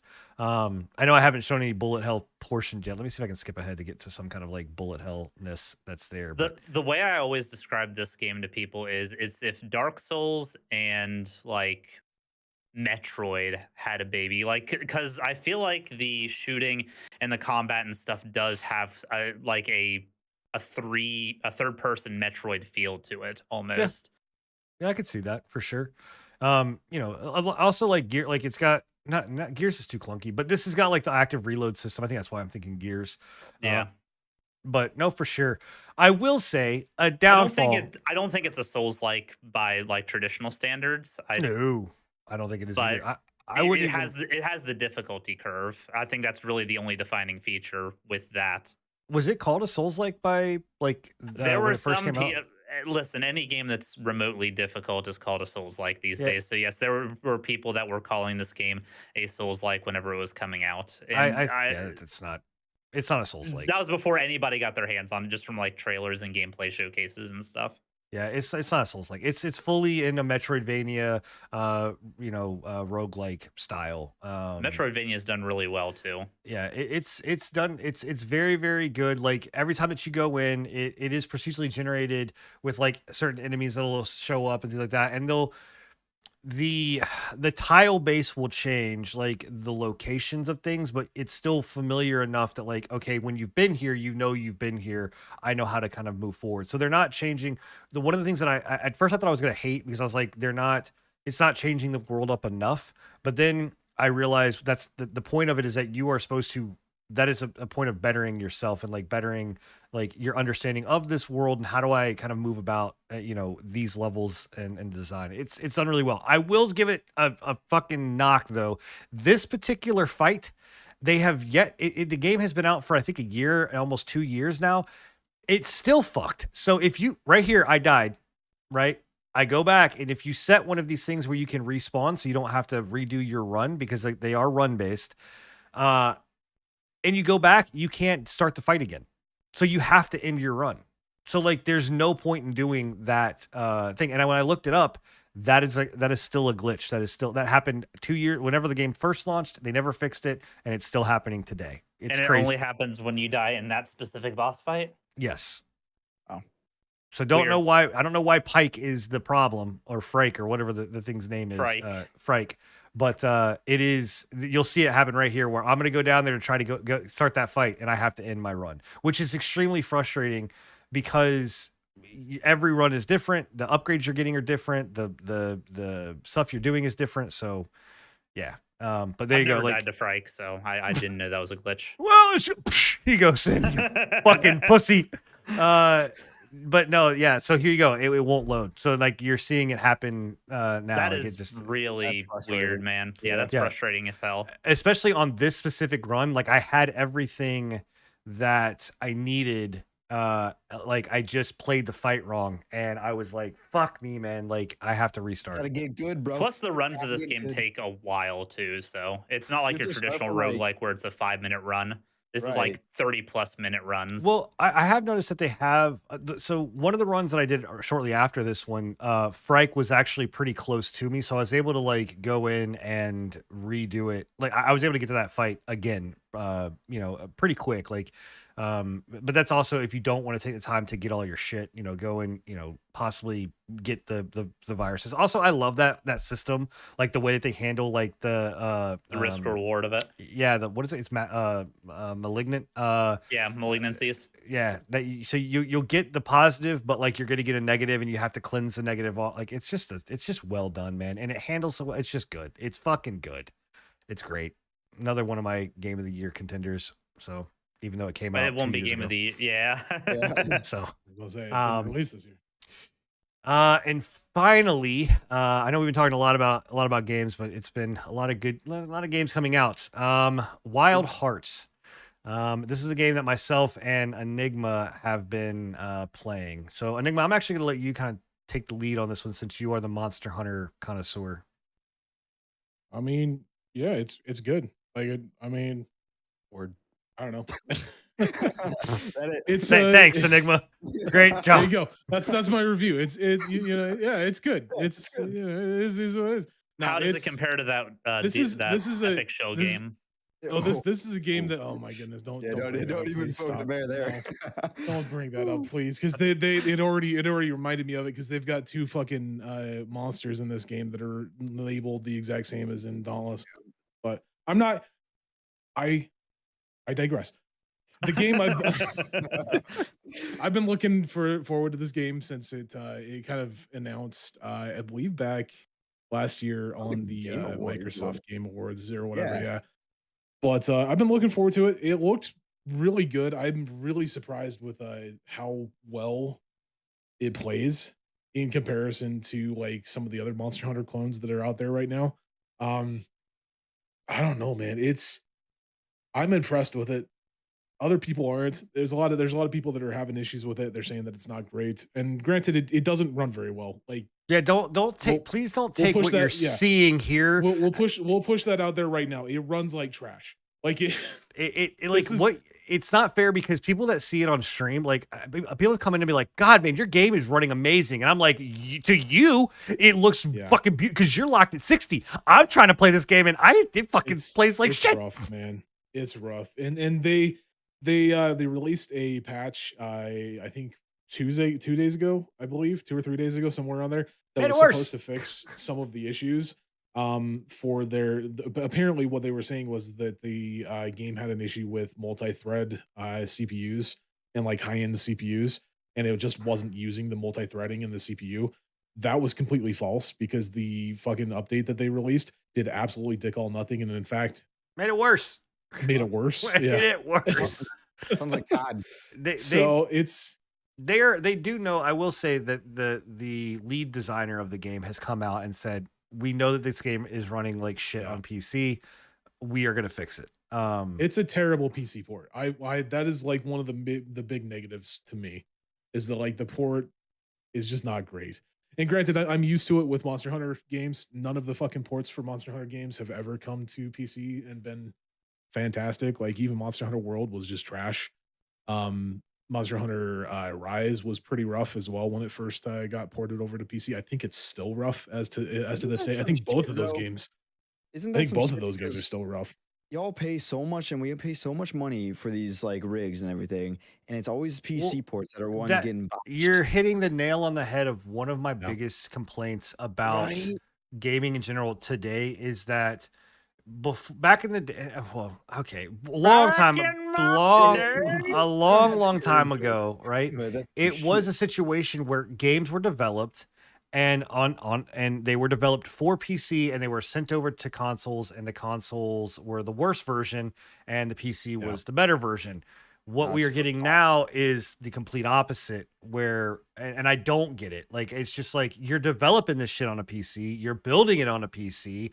Fuck, it should be better on PC, and then they port it. Why they port it, I have no idea. But I think part of the reason for that is like with consoles, at least it's static hardware, whereas when you're developing for PC, there's a lot of different configurations you got to take into account. I don't know if like the advances in hardware and like the amount of variety. Really. Honestly, when you think about it, here? when you think about it, if you're looking at it on a thing of like they're developing for consoles, right? If you made it work insanely well for consoles, and then you just go and say, okay, what's the lowest threshold that we want to put this at, right? What's the lowest threshold that we can put this at for PC? Develop for that, and then if people's PCs can handle it even further, fucking take off. You do you, King. The bigger issue is that the company that's developing it isn't the one that's handling the port. So like they will go and sit like a lot of development, how that works is they will have a team that develops the game, and they're developing it for specifically console or specifically this, and then they will give it to a company to say, hey, and you're not right, make it work, make it PC compatible, and that company is just basically like saying, I don't give a fuck if it comes out, like as long as it comes out, like we're good. So I that aside, like the actual like running it on the PC aside being trash is one thing, right? This game actually feels fucking amazing in comparison, in my opinion at least. Now granted, if you're a Monster Hunter fucking fiend, you're gonna look at it and be like, this game, I hate this game, why is this a thing, right? I'm a Monster Hunter aficionado, right? Like I've played through Monster Hunter World, I've played Monster Hunter Rise, I hated Monster Hunter Rise. We won't get into that. This game, personally, I think feels better in some instances. It feels like a better Monster Hunter game in some instances than Monster Hunter World did. Okay, so like the movement system, the attacks, everything like that, like your actual like combat systems and everything like that are fluid. Like they're quick. And that is one thing that was one of the biggest complaints that I had about Monster Hunter World was just how much animation canceling you had to do, how many animation locks there were in that game, right? How many fucking unfair advantages the monsters had because they just didn't give a shit about animations, right? Sometimes they would just go, whoop, you're fucking dead, right? In this one, you move quick enough that if you need to, you can actually get out of things way in a relatively safe manner without having to worry about getting hit. For the most part, there are certain weapons in this game, like the one that Sin uses, the one that Sin was using earlier, like the hammer, that have insane animation locks. The katana has a pretty decent animation lock for like 6. It's like 3 seconds, I think. It's not 6. I'm not sure about the hammer. You can probably talk more on the hammer than I can. I haven't touched the hammer. You just have to end up using your slide, so your dodge, which you have stamina out of the gate. You only can do it twice, and your stamina doesn't replenish if you're running. So you can imagine that if you're in a situation and you slide, unless you have a certain ability, right. So as you build your armor and stuff like that. what's up with this like Fortnite like base Yeah. building mechanic that Yeah. I'm seeing? What Yeah, I thought so it was. that was one thing that I was going to talk about in depth. Okay, so they have a system that's called the Karakuri system, and it's essentially base So dope, building for the dude. most part. It's I so cool. personally found it extreme. I when I first went into this game, I was looking at it like this is the stupidest fucking thing in the world. I'm never going to use this, right? Like this, I have no idea why they put base building and why they put like trap building and everything like that. Hey, I bro, understand where are they you were coming cranking from. 90s? Are you cranking Yeah, 90s on I these I monsters? understand where they were coming from when it comes to, like, traps and stuff, but, like, the base building never made sense to me. But now that I've actually used it, It's I so I good. have to say, like, it's so good. It is actually a they did a really good job of implementing it, like, such a good job of implementing it, and it has such a huge I I don't think that do you have any any Um, footage of, like, looking at the Karakuri system? Like, the upgrade system? oof, I maybe I Don't worry, would, don't worry. yeah. I'll just explain it. So the Karakuri system has like this I love how you gigantic say that, by the way. You gi- say it so proper. Yeah. Karakuri. It has this gigantic upgrade path that you can go down, and there's so much shit that you can go down on that. Right, like there's upgrades for like health of the Karakuris, right? Like the traps and the blocks and everything like that. There's upgrades for like there's a gliding system that I use quite a bit with the claw blade. There's like a little glider. It's like a little paper helicopter, like handheld helicopter, right? There's upgrades for that allow you to glide further or do certain things on it, right? It's such a good system, and I was so shocked with the system that, Here you go. like, like I said again, when I first started, and I was like, I'm never going to use this. This is completely fucking useless. I use it every hunt. Yeah, Like you can't. It gets to a point where you can't not use it. it's very, and the cool thing about it is like the way that they interact with the monster, the way they interact with the world. They have lifestyle stuff. So this is what he was talking about. This is the tree. And what I'll tell you is that every system in this game is like from the armor and the weapons, the upgrade system is this detailed. Like you can really kind of move stuff around and put things in where you want to go. But they do things really cool because they also like, you build bases, and as you build bases you're also building like I have a oh shit, it's a fermenter, so like it will ferment my food for me. I also have a cage built that will like attract animals so I can get parts and pieces and pelts for You're things that I playing a need survival game now. for Pretty much, yes, man. essentially. Yeah, I I am mean, pissed off that it has a So story though. oh shit. Which is let's really bad. let's get to that here in a second. I will say that like the with the boss mounting systems and the mechanics that you have with the bosses, I am extremely impressed with like the diversity of the bosses in some instances. And then in other instances, I'm like, why the fuck didn't you like they didn't put effort into it? Like Yeah, they just we rehashed a got to a boss. certain point. There was like you go through the first two sections or like two or three sections, and you have different bosses in each of those sections. And then once you get to a certain other section where it's like the mid game or whatever you want to call it, it's just rehash. It's just like recolors of the same monsters that you were against in the No, they previous they zones. they will change their abilities up and stuff like that, but Slightly. Didn't World It's do that a not a bit though? not really. No, I mean they had World had like bot There were or monsters. variants, right? Yeah, there were variants and such. But like generally, when it came to coming into new biomes, each biome had its own like specific monsters in most cases. yeah, this one So has like two monsters so far from what I've seen. There might be two or three. So the first initial world, all of them have different. Like the first three zones, they will all have different monsters. Like yeah. this is a grit dog. There's another one that's a chicken. One that's like it's a squirrel. Whatever. The The dog. chicken, and can I just say the chicken is a fucking asshole, man. Like that Dude, chicken knows more kung fu yeah, than Jackie Chan, bro. Like that's that great. bitch literally like nunchuck kicked me from halfway across the fucking map, man. Like it's ridiculous how much fucking like that dude pissed me off. That and the fucking monkey. I am Yeah, so glad though that we broke that monkey's asshole off. 100%. Have y'all ran into any audio issues in this game at all? When it Yes. mm. came out, I I ran heard into a Did about you? few the other massive night audio issues. where like certain audio would just stop playing and then it would Yeah, start playing. that's what I Oh heard. yeah, I I've heard There was a couple of sync audio. instances.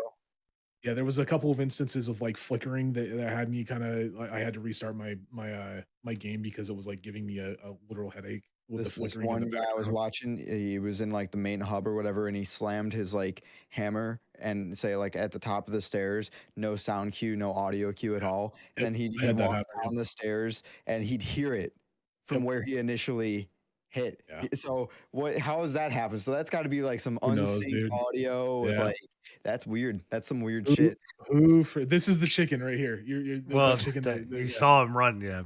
But Yeah. the Well, other thing yeah, I no, say it's good, man. the only thing about it that I'm a little disappointed in so far, and maybe we haven't gotten far enough into it, but like the interaction between the monsters doesn't really occur that much. Like you Yeah. just saw like I the don't chicken just I don't kind think of there ran is an off. The interaction. turf wars. So Yeah, yeah, so in Monster Hunter World, That was a cool thing in Monster Hunter World. Yeah. when the monsters would come into contact with each other, there was a very high chance they would try and fight each other depending on like how Their far up story and stuff. the apex ladder Yeah. they were and such. Yeah. This one, it's not like that. Like if one of them comes into the section that another one's in, it seems like they just leave. The other one yeah. just leaves. And It- it's like a rotation around the map, and they just continuously rotate around the Yeah. map. So So again, I think for Koei Tecmo's kind of first stab at this, I think they did very well, and it hits really well. There's obviously a lot of room for improvement. The one thing I will say about this that because I wasn't as attracted into the Monster Hunter world as I mean I wanted to be, but it felt like impenetrable. This definitely feels a lot more like if you're it's wanting to definitely a get lot easier. yeah, if you're wanting to get into it and kind of really kind of dip your toe in, like this is great. And then if you want to stay and get because at first I was like, when I first played the game on the 10-hour thing, I was like, absolutely not. I was like, if I'm gonna do this, I'm also just go play fucking Monster Hunter because it just doesn't make sense like to spend the money on the game. Yeah. Now I am so fucking happy I purchased it and actually got into I it. I would still say I don't think it's worth $70. And Yeah, that's me it's having a lot of fun with this game, right? Like I think that it's worth a $60 price tag for sure, but a $70 price tag, I don't I think want that to I can see swallow that as I much. want to see what the end game looks like before I give it the is this I mean, really worth granted, like hours wise, I've already done the hours to a dollar, right? So like there's enough content in there if you want to, you could get a full $70 for it for sure. and Um, the last thing I'll say, I promise to God, and then we move. I know we're short on time, but the the one that I absolutely love is the upgrade system of the actual weapons in this. So at first, when I was upgrading the weapons, and I don't know if I can get to a section that actually has that where you can see the weapon upgrade in there, but it here so like your upgrade chart like I was just kind of going and saying okay cool like you can go in and you grab this one then you just kind of move down the line and that's where you would go. It's actually way more in depth than that because your pathing that you take will give you specific upgrades that you can then carry over to the next weapon. So like it encourages you to build down, then build up, then build over, then build across. And it encourages you to build multiple different types of weapons so that you can deck your weapon out specifically to what you want. Whereas in and correct me if I'm wrong, I don't know, did Monster Hunter World have that? I know in Rise it did not. It was just yeah, like you Monster Hunter World had that, yeah. yeah, so it's very nice to have this like idea of like, okay, cool, The like I can put this the here to one build this thing here. the one thing that Monster Hunter did not have is the kimono versus human paths. So the inside the armor, you're looking at it right now. Up at the top, there's a human path. Up at the top, a human path modification, and then there's a kimono path modification. What those do is like certain pieces of armor will have certain abilities on it. Like I have an ability on my boots that if I go full kimono, essentially, it will allow me to have an ability that I can regenerate my stamina while still sprinting. And Never that's the go only full way that I can get kimono. it. Always go full kimono. That's actually the best path in my opinion. So far, I have not seen anything in the human path that I've been like, yeah, I definitely So need there, that. there is later on. And then some of the other armors I've seen, like I've For got some you, mixed maybe. For mixed. me, not so much. Like again, for the blade, I run with the chain blade or whatever it's called. I It's think it's chain chain blade. blade. I run with that. It's an extremely like high intensity, high movement speed, versatility type of weapon, right? And in order to do that, a lot of the paths that you need to take are like crit chance, attack speed, you know, air attack, air movement speed, everything like that. I was a Kinsect blade or an insect glaive main back in Monster Hunter World, That's what I always wanted to and get. this reminds me very heavily of the insect glaive. with a little bit more ease of access to it, because Insect Glaive was extreme. Like it had so much build up before you could actually start like DPSing. This one, it still has that build up, but it's not as bad as what the Kinsect Blade. Like the Kinsect Blade, you had to like shoot the insect at certain parts of the monster in order to get all the buffs before you could start doing your DPS. With this one, you just have to build up a gauge by attacking the monster, and then you can go full kimono and Like a rage start bar. circling around it. Kind of, yeah. Yep. Awesome. Well, there is all of the games that we've been playing. Took up a Goodness gracious, man. large We got chunk 30 of minutes left. time. Holy shit. Yeah. We'll do it. It's all right. That's a lot. We can get through Kind of it. a Yeah, on to the news section. This is where we talk about all of the latest news that has happened over the last couple of days, and this week has had some pretty interesting stuff. So we're gonna move through this quickly, but we're also gonna make sure that we cover the information thoroughly so that you guys don't have to go searching for it anywhere else. State of Play happened.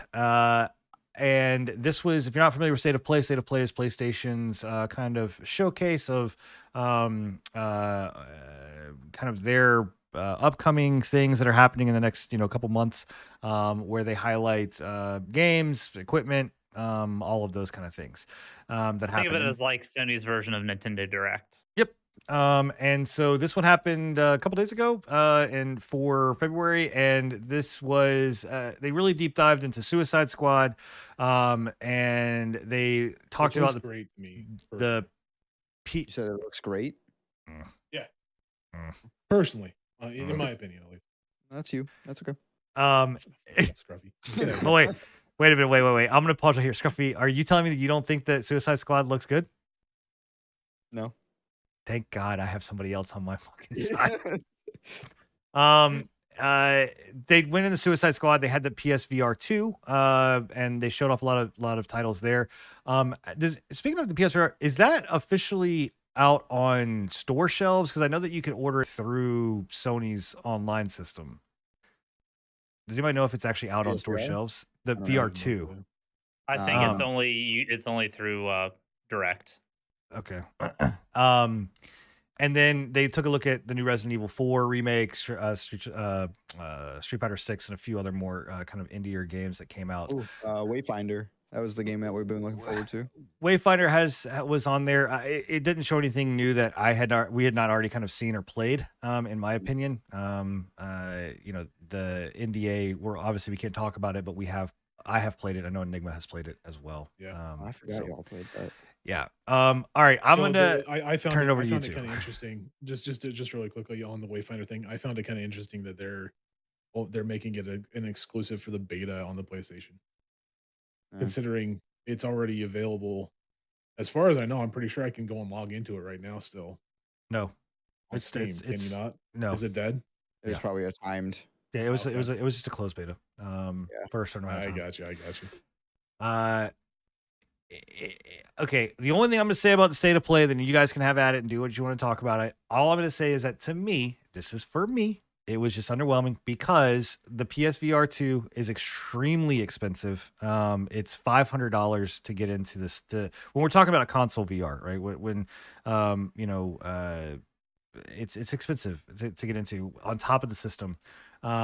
This whole State of Play was focused around very much the VR scene, and then Suicide Squad. Everything else, in my opinion, didn't really have anything that was outstanding. Like, oh my God, this looks great. I'm really hyped to have this.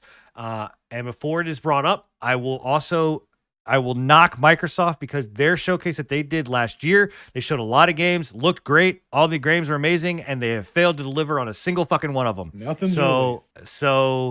If Sony can at least release these games, great. Then they've made one step up on Microsoft on that side. Well, and speaking of Microsoft, one thing before we get off to like the bickering, because I'm sure that's I don't know if that's gonna happen or not. But the one thing that I did find impressive is was it Diablo? No, it was No, it was Minecraft Dungeons. Dungeons. Minecraft Dungeons is coming to fucking PlayStation's subscription service.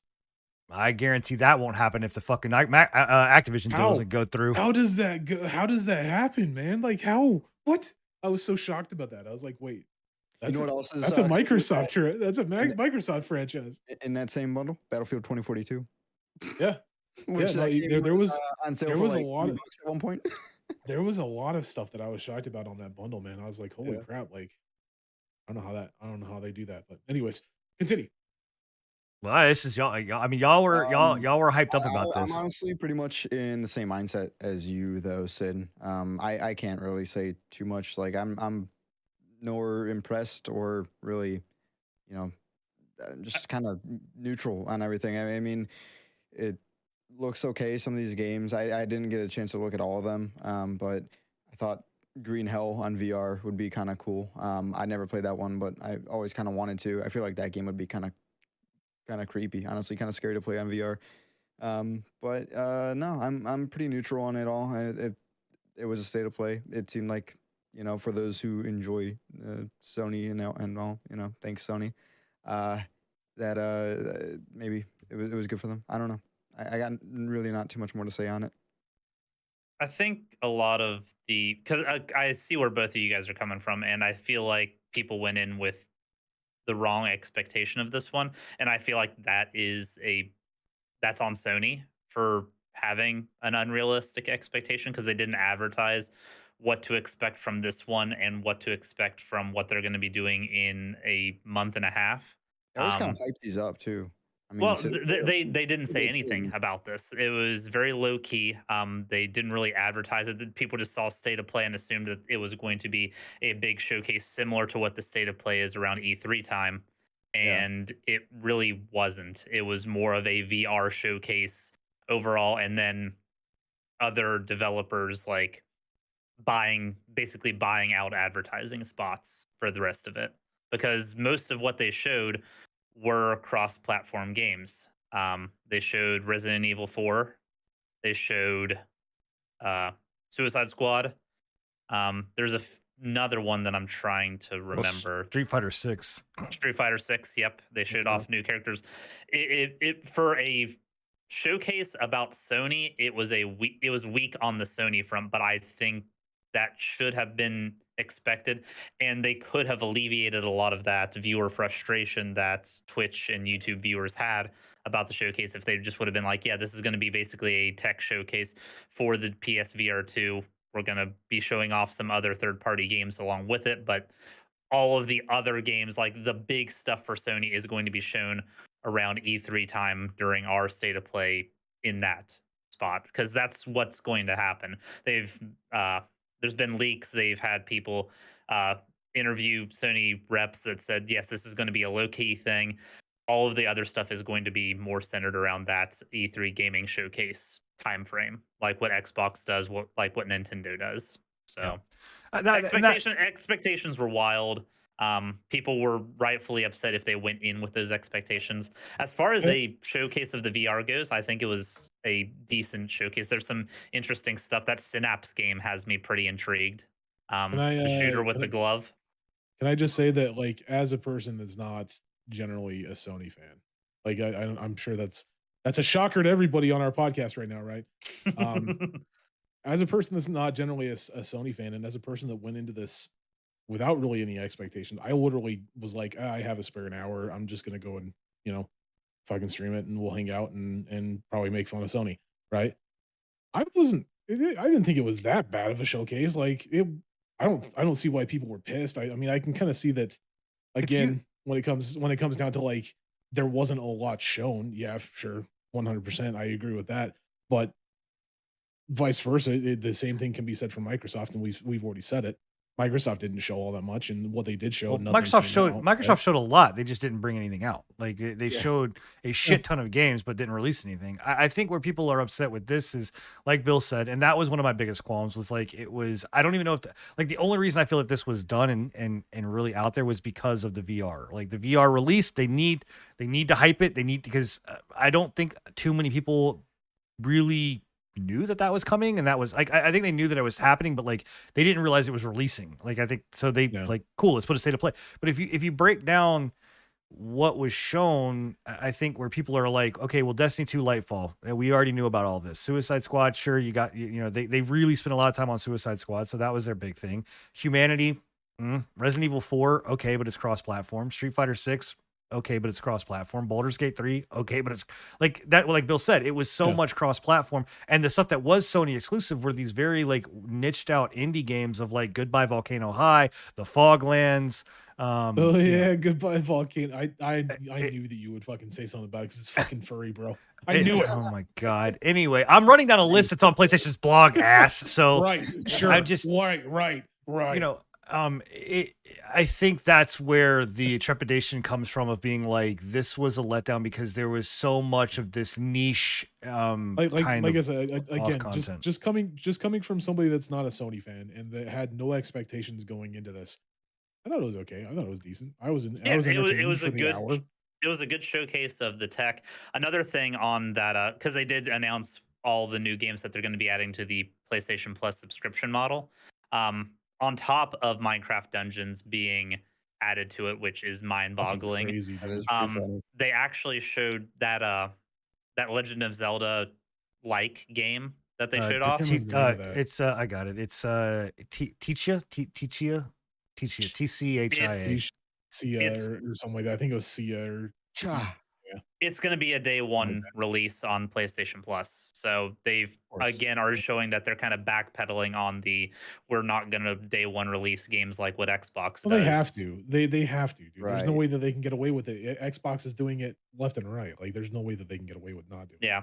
So a Sony developed game that's going straight to PlayStation Plus whenever it releases. It gives me hope that some of their bigger franchises might see the same fate this year. But can we just really quickly talk about fucking Justice League or kill Justice League? Yeah, sure. Go ahead. You talking about Avengers 2.0? Go ahead. Have at it. Like legitimately, when I fucking went in there, I was not impressed with it before this showcase, right? Like I had it on my radar, but it was like it was so far on my radar in the corner that I was just like, whatever. I'm probably never gonna fucking play this game, right? The gameplay that they showed, I thought looked good. You don't think that looks good? No, I don't, and crazy, and it's too like everything was, and I want to make sure I'm saying one thing. Yes, I am a diehard in the wool, full-fledged in my heart, a DC Marvel fan. Like I've got the tattoos, but this is not playing into that. Like I love superhero games and things of that nature. This screams fucking Avengers 2.0, and the combat system was so aerial based, like everything being aerial based, was like that, and that's what they showed. Like maybe I think the area they showcased was an area that they chose specifically because it kind of embodies a lot of the mechanics of the game, as far as like movement and gunplay goes. And to me, when I look at that showcase, like granted, you can say it was too aerial, right? Like there was too much aerial movement, right? Like you can say that 100%. Yes, I agree with you. There was a lot of aerial, and I wish that they would have shown some kind of like ground combat or something like that, right? But when you compare that to Marvel Avengers fucking combat and the jankiness that was their movement system in the air, it does look 10 times better than Marvel did. Yeah. Anything. Well, I'm not. I mean, Rocksteady has done the Arkham series. They've done, you know, so like they have that down. I'm not saying that it.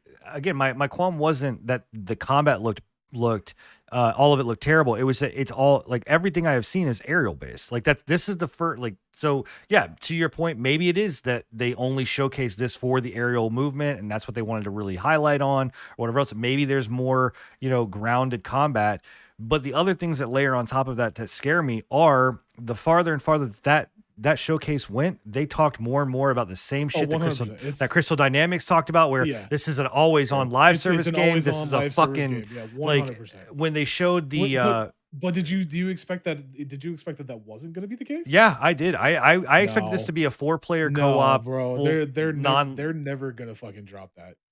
I don't. I mean, like, so that sours my taste to see something like that, to for someone that put so much money into Avengers to go to this and be like, no, absolutely not. Like, until this is tried and true, I'm not going to trust this shit. That is 100% fair. Yeah, I can't fault you for being gun shy because I we've been burned with this kind of game time and time again. but my point of view was like, okay, yeah, be a little bit shy, be a little bit don't go out and fucking buy it day one. Kind of guard your wallet a little bit and make sure that you're not getting ripped off. But like just what they showed in that one trailer, like I went from being like, whatever, fucking, Suicide Squad, whatever, to okay, I see you. Yeah, I don't know. I I would like to see more of the I kits would for I each would of the definitely characters like to see more. specifically, because the only negative that I saw from the gameplay is that everybody kind of, like, as far as the basic combat goes, felt samey because it was all gun based combat. The I the would like to one see some more differentiations between so like Shark and Captain Boomerang and stuff like that. So the one thing that I was actually kind of interested in was when they were talking about the different, so in Marvel Avengers, right? We had the different providers for equipment, right? We had Stark Tech, we had everything like that. We had different actual am like yeah. companies. Yeah, you had PIM and everything like that, right? So in this one, the way that they're doing it is they're like thematically they're having like thematic Like the villains, sets. like So Bane. so the one that they showcased was the Bane set. And essentially what happened is like after a certain point, you started throwing out, green smoke like Bane does, where it's like it's his signature shit, right? I thought that was kind of interesting in comparison to like the Marvel Avengers stuff, which granted Marvel Avengers stuff did that as well. Like when you had PIM tech on, you had PIM particles that popped out of everywhere, right? But other than that, I can't remember Yeah. any of the equipment on Marvel Avengers that I really was just gonna say, impressed I'm me with watching that. this now. It does seem like the characters do have more personality and just Yeah. like more like And and gadgets I will agree with what Bill said in my chat, right? I think they did Iron Man better than Marvel did Iron Man in Marvel Avengers. Yeah, 100%. not Deathstroke, but what's his name? About dead. You're talking about Deadshot. Deadshot. Deadshot performs and behaves better, like the similarly and better than what Iron Man did from Avengers, in my opinion. Like the jetpack I combat agree. and all of Yeah, that I stuff agree looked completely. super smooth. Granted, we haven't seen a lot from him. Like we only saw, and it was something weird that was one thing that was kind of weird. They showed a lot of like Harley Quinn, which I understand because obviously Harley Quinn's she's the one of the more face. iconics, right? Yeah. But they didn't really show a lot of the other ones. Like they showed a little bit of Shark, They showed and they showed a Shark little raging out. They showed they Boomerang showed doing a his little like, bit of Boomerang, yeah. and they showed a little bit of Deadeye or whatever, Deadshot, but predominantly it was Harley Quinn, and I was like that I think that's a disservice. They should have equally showed, and I that just honestly might be why you think that they all looked samey, is because we didn't really get a lot of everybody. We got a lot well, of Harley I Quinn, but we I didn't get everything. just the Avengers has really made me had soured me. And again, I don't want to. No, I'm Web I service completely models are agree with you. sketch. I I'm completely gonna agree with you. I understand because I got fucked right alongside you, bud. because everything that we saw leading up to Avengers, the combat system, the way it flowed, the Yeah. interactivity, all of that shit sounded and was fucking everything that I wanted, right? And then I got that. And so Yep. yeah, I will say I am skeptical. I will not say that this is a bad game because I've not put my hands I'll on accept it. that. We've I mean, not, that's Yeah. but fair, and I feel I like am skeptical of I it. think you I think should be that's skeptical yeah. nowadays anyways. Yeah. I So think I You think know? that's honorable. I Yeah. don't personally feel like the game looks terrible. I don't think that the game is a bad game just because it can be compared to Marvel Avengers.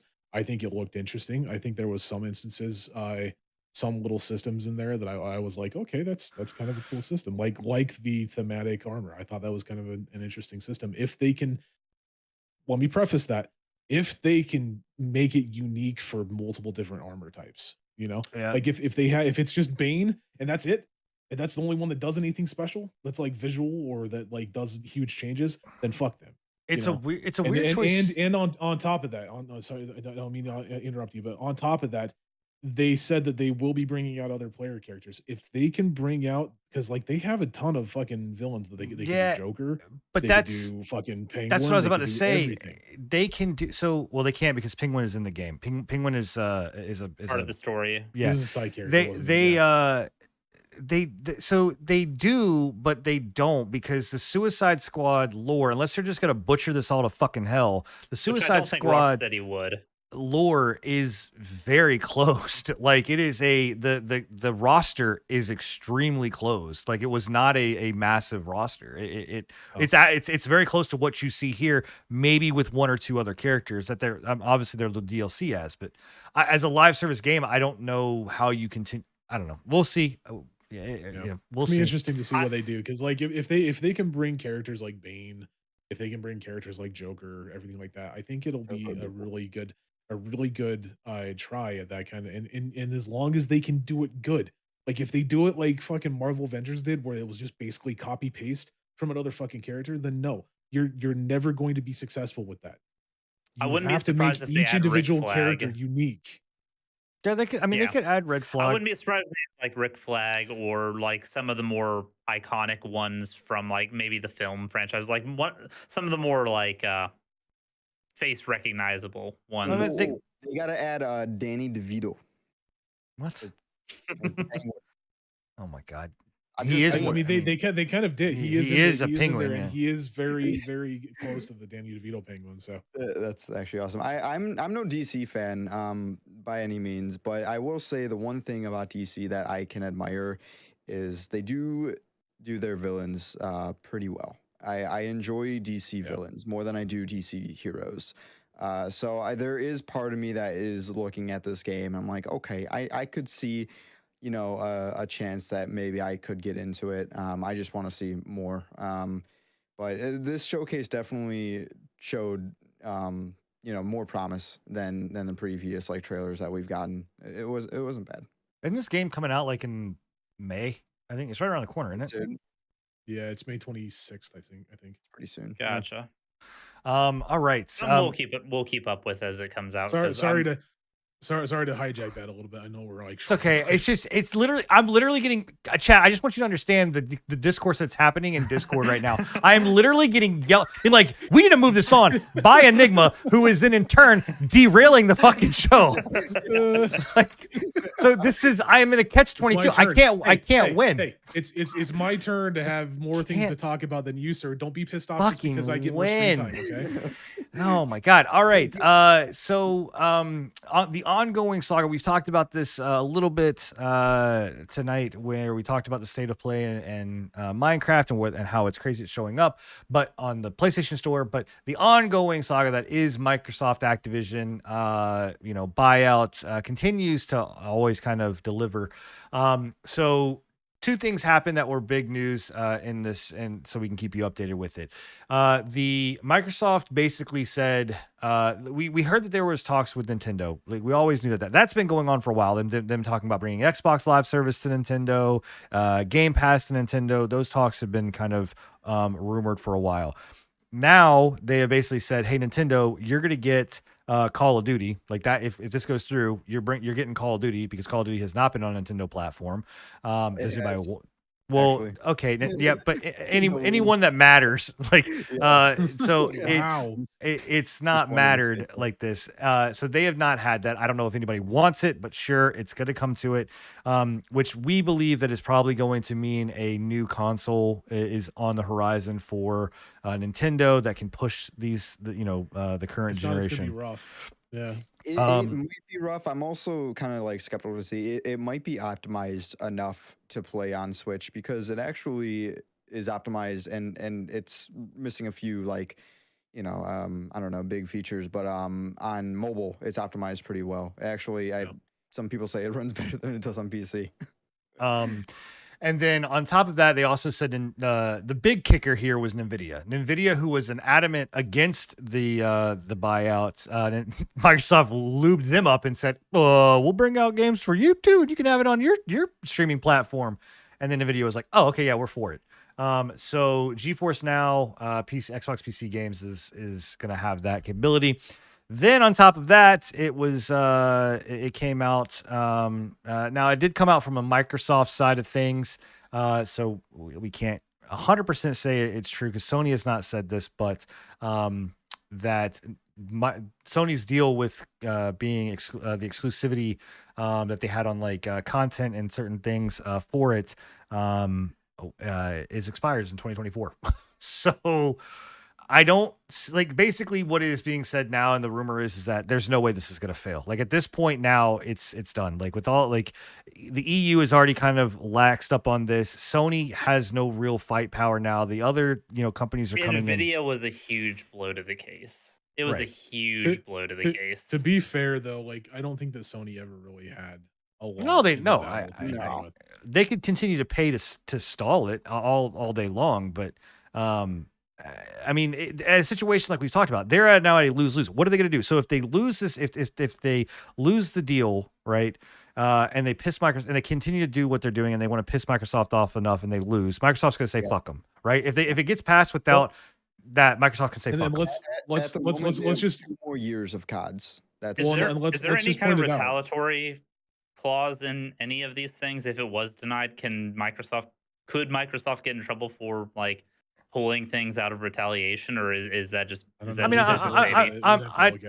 have to know the contract, but I'm sure that the thing is that Microsoft's not going to be dumb enough to leave something in there that says like if Sony, if the government does not say that they have to give Sony COD, they will look like a dick, but they could absolutely go in and pull it without any kind of repercussions if it's not in there. And I would guarantee that they have those clauses in there. Gotcha. Yeah. But I mean, so if they do that and they want to piss Microsoft off, they lose it, right? If they win and they screw Activision out of this deal, do you really think that Bobby Kotick is going to be like, yeah, cool, no, I'll play ball with Sony. Go ahead, that's fine. No, they're going to devalue He's played ball with Sony up until this point with all the COD exclusives that Sony's bought out. But Sony hasn't fucked him out of $36 billion. Right. But them pulling it from the Sony platform. I showed you guys the infographic. So PlayStation players make up 70% of console players for Call of Duty. Yeah. But a lot of that is because they're the exclusivity. You take if you go back, that's what I was about to say. If you go back do you think the exclusivity absolutely has made that big of a dent? Absolutely. 100%. Because it's been exclusive game modes for the past 2, right? It's been maps. It's been fucking weapons in the past. It's been maps. It's been game modes. Yeah, it's 100%. Yeah. Oh yeah. Zombies was specific to last year or the year before or whatever else. It was specific to PlayStation. It was a 1-year exclusive, right? Yeah. Nobody could play it for a year. So absolutely, when it comes down to, and I understand why Sony wants to fight for it because yes, it is a system seller. Like when you're talking about COD and when you're talking 100%. about that is a system seller. It's also a net loss for Sony. No, like whether the deal goes through, like the way things are in the current landscape, Sony wins out. So no matter what deal Microsoft throws Sony with Call of Duty, it's going to put them in a worse spot than what they were if things stay the way that they are. My biggest question is okay, so if Sony does win or it doesn't win, right? If this entire thing goes off the table and the FCC and the European Union says, okay, whatever, it's not a monopoly, you can purchase it 100%, right? Does that mean that like the amount of heartache and the amount of like pain that Sony has put Microsoft through, essentially, do you think that they're going to give them the 10-year deal even after they've offered it to them multiple times and Sony went no? That's what we were saying. Like we'd have to look at the contractually, are they required to? We don't know, but like I can't see how that would be worth it. I think for the deal to go through, the same deal would need to be offered to all competitors. I think that would be. But my question is, if the deal is offered, does Sony take it? Well, that's on at that point. I would have to think it would be after after it's been done. Because Sony, in my eyes, Sony has like steadfastly, they've offered them that deal multiple times already, and Sony has steadfastly gone no. What's going to happen? So what's going to happen? Because if they accept the deal, the case goes through, and they have no room to stand on. Like I said, the way things are currently, Sony benefits way more than accepting the deal and letting things go through. So until 2024, they're at least going to see what happens with the case, and then if the case at least until 2024, if the case fumbles, then I figure they will accept the deal.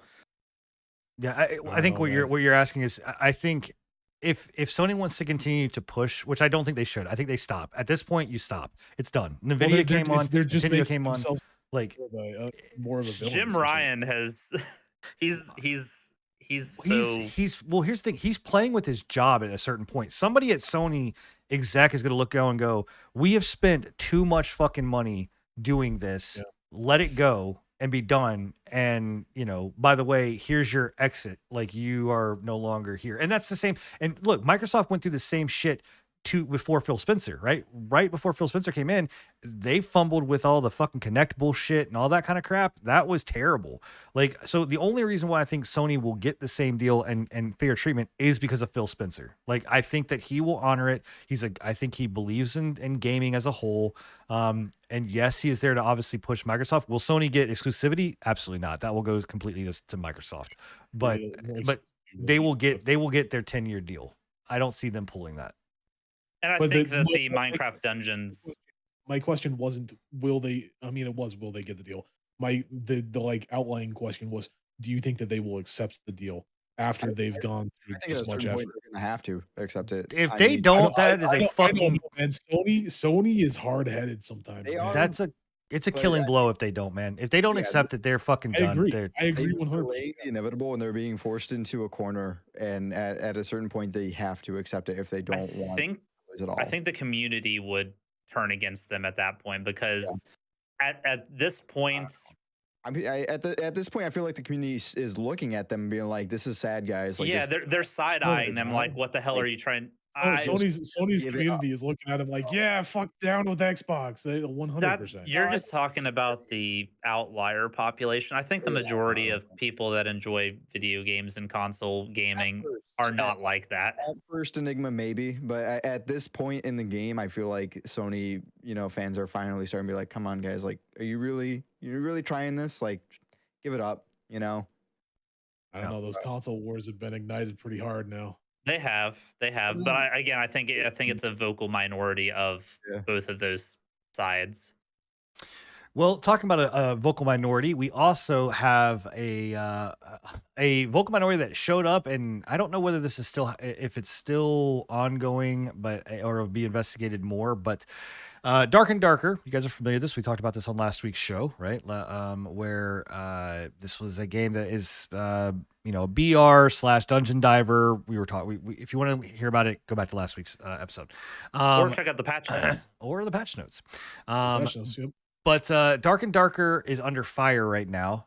So it's not just the day before. By the way, the day before said that the day before is actually owned by the day before. Just so you guys know that. So real quick, the day before's calendar app do what?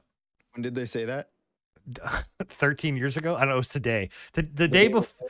The tagline for PC Gamer is hilarious. The day before wants the day before to know the day before owns the day before. It's because there's a calendar app called the day before, and they own the copyright, and they've owned it for 30 fucking years or 13 years.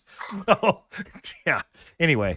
But Dark and Darker, their dev is under fire because they're actually being called out saying that they have stolen the IP and the genre from Nexon.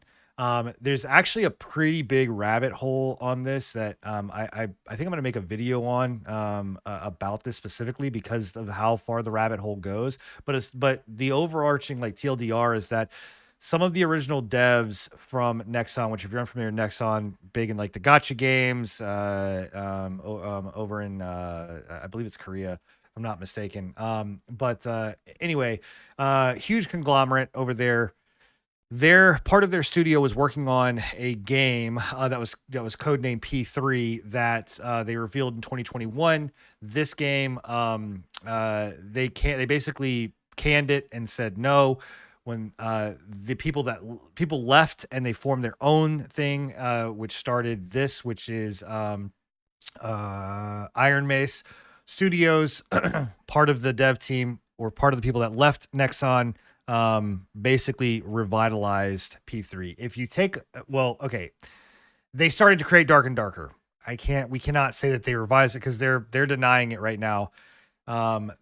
What do you guys feel about it? If you look at screenshots back and forth, they are fucking very similar. Let me see if I can pull them up for you guys to see on chat. Yeah, I'm looking at them now. I actually, this is the first I'm hearing of it. And I clicked on that link and I was looking at these images. I'm looking, I'm like, this is just Dark and Darker. I actually did not No, Yeah, like if you took P3 off of this, it's dark and darker. yeah. Other than like Um, maybe That it's but sketchy. it is. So It's Is the P3 project, is it canceled or is it yes, still in development? no, it's canceled. So they can't they changed course and moved it over to a P7, which is a contemporary survival adventure. So a complete shift, right? But what their Nexon is saying is basically you stole assets, you stole the concept, you stole the genre. This is illegal. I can mean, can they you make that you claim on can't a canceled steal project? concepts and or genres. Like I that's not a thing. Also, don't There's know. I no can you steal from a canceled project? Is that like That's what I was trying to get at, yeah. is like, if it's been canceled, like there's, If they own I mean, trade, if they granted, so yeah, that's what I was about to say, is granted if they own the actual like trademarks and stuff for those specific IP, for the and specific assets, IP and for those Oh, yeah, assets, then assets, that's yeah, yes. like one that thing. kind of stuff you can trademark, and I'm But genre. the question is, are they using assets that they personally built, or are they using assets that they purchased? Because if they're using assets that they purchased, then it's all fair game. We again, we don't know. Iron Mace is denying it. Obviously, Yeah, they're not going to be like, well, yeah, fuck yeah, we stole yeah, it. yeah, Like you didn't want 100%. it, but I feel like case to be made here. These are the wrong accusations to base it on. I don't know what the right ones would be, but because the similarities, like they are there, so maybe there is something there. I just don't, like we were saying, you can't copyright a genre, and if it's the assets, That's my biggest thing, is like, if they're trying, if they're basing, if Nixon is basing it off of, hey, you can't, we've copyrighted the fucking D&D genre. I hate to tell you this, somebody already did that a long time ago. yeah, Like, basically it what they're saying is that the code that was used for this game is the same code underlying that was used for or built on top of what was and P3. If that's the and case, then they have a if that's the case. case, then we right? need evidence. Like, they need to be posting evidence of the code, like the similarities between the code.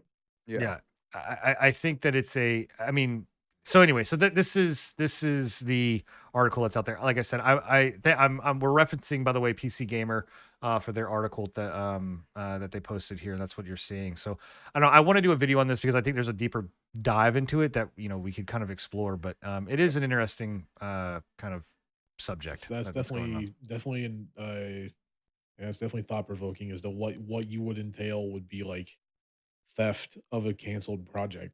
Yeah. Last bit of news, and then we'll do quick hits, and then we got questions. So you guys heard of this company called Valve, right? A little small company, not too big. Nah, I never Little heard of indie dev. Yeah. So Valve, this wouldn't, we normally wouldn't report on this, but the way that Valve went about this ban is amazing. So basically, Valve lured 40,000 Dota cheaters into a trap and then banned them in one day. And the way that they did this was they had they became aware of the exploit, and they released a patch that created a section of data inside the game client that would never be read during normal gameplay, but that could be read by the exploiters, right? So basically, if the exploiters read it, then they knew they were exploiting. So they said that every single one of the accounts that were banned, they knew basically with almost extreme high confidence that this was a right ban. So then basically what they did was they announced this game mode, and they brought in all of these cheaters into a game mode because it was detected, and they were the ones that were allowed in, and they fucking brought them in and they banned all of their accounts. Wow. Like, it was Hey, hilarious. That's some big brain stuff. I'm all for the cheater lobbies, man. Yeah, I was gonna say, that's Like Grand Theft Auto and shit. but that's You want to taking- hear? You want to hear an interesting one that I've heard? That Rainbow Six Siege is actually doing right now. So they've got a big issue with mouse and keyboard on consoles. What they are doing, it's not cheater lobbies, but they're making it so that if you have the device that lets you play mouse and keyboard, it increases your latency so that your inputs get more and more delayed the longer that you have that device plugged in, so that it's hilarious. basically unplayable, making you a free kill basically to other players. That's kinda fucked up. awesome. Yeah, That I is love that. I think it's fucked creative up. ways that they're going about like catching cheaters and hackers and all that, man. That's awesome. Is using a keyboard though on a console like a cheating? I don't really They consider it cheating. They want console don't players understand that. to, yeah, it's the way that they want their game. They want consoles to be controllers. They want PC to be mouse and I keyboard, where get you it. can use the Yeah. controller if you want, but they do determine it as cheating because it does give I just unfair advantage because there's no aim assist. It's not what was I just my biggest thing is like if you're allowed to have the specific like mouse and keyboard, you're allowed to put it on the console. Like was that I don't on the understand. console or on the game? Like it's more. Is that what you're saying? I mean, Like if no, if, Well, the if you're newer if the you're allowed newer to use those peripherals on a console, you should be allowed to use those peripherals on a console. yeah, Well, a lot of the problem is that Like, that's my these games opinion. were developed before these consoles were put into place to say yes. Like it's only the newer consoles really that have allowed this more free openly, like to say like yeah, you can Bluetooth a keyboard or Yeah. wireless a keyboard. Like yeah. I understand why they're doing it. Like, don't get me wrong. Like, it's obviously an unfair advantage to have a mouse and keyboard against console players. Like, one of my 100%. But my favorite ones was Chronos. I don't know if you guys are familiar with Chronos, but Chronos is Mhm. it's a fucking cheat. It's bullshit. But anyway, they are at least Warzone Activision is developing it so when you're using it'll detect Chronos, it will randomly just changes your fucking keybinds. So like you'll invert it all of a sudden. Your fucking shoot button will be your crouch button. Your fucking you'll change it. Your crouch button will be your reload button.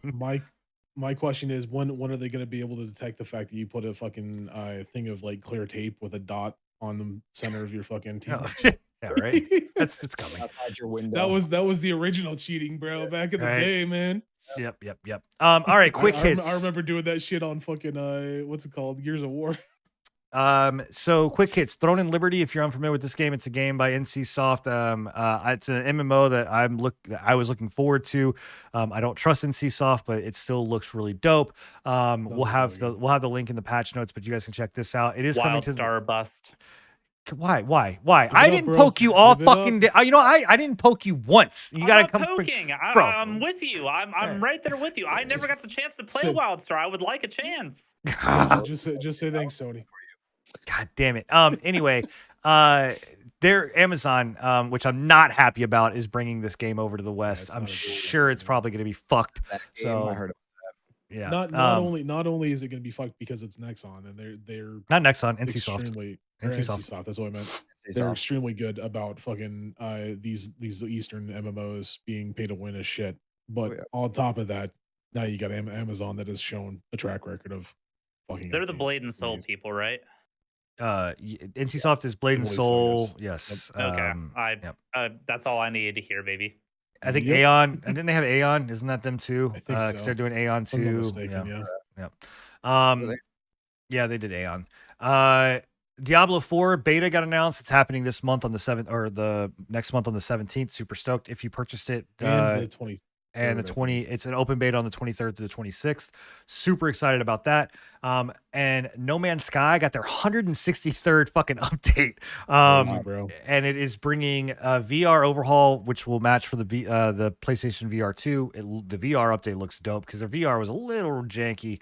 But it looks really, really good. The overhaul they're doing. New quest, personal record system, and also it was rumored that there's a bounty system that is being put in place for player characters, so you'll be able to Nice. bounty hunt. Now there's your PvP.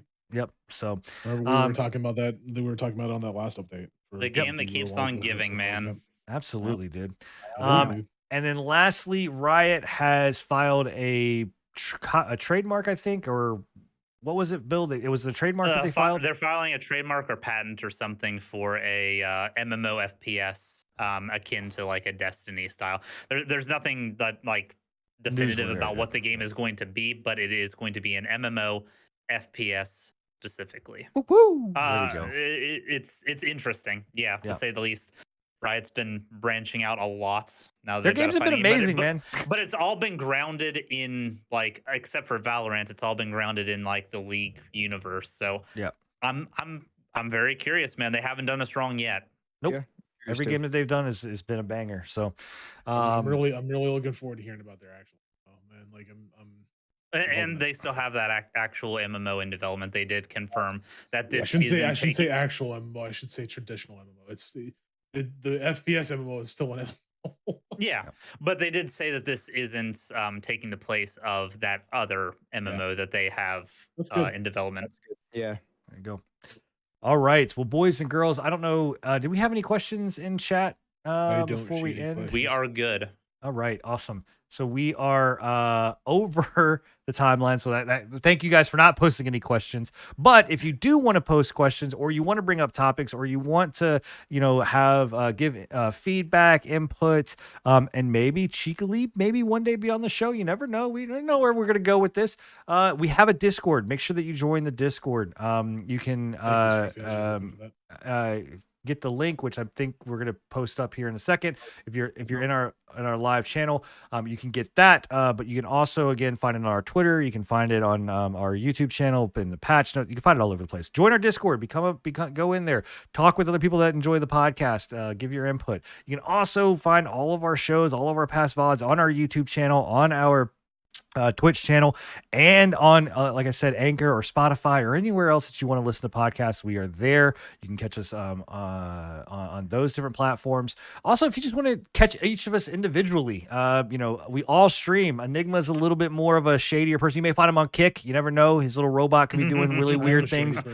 little weird things on Kick. But we're all content creators, streamers. You can find all of our content there. Myself, Scruffy, and Bill all stream on YouTube. Come check us out over there. And then you can hit up Enigma over on Twitch. Fuck YouTube.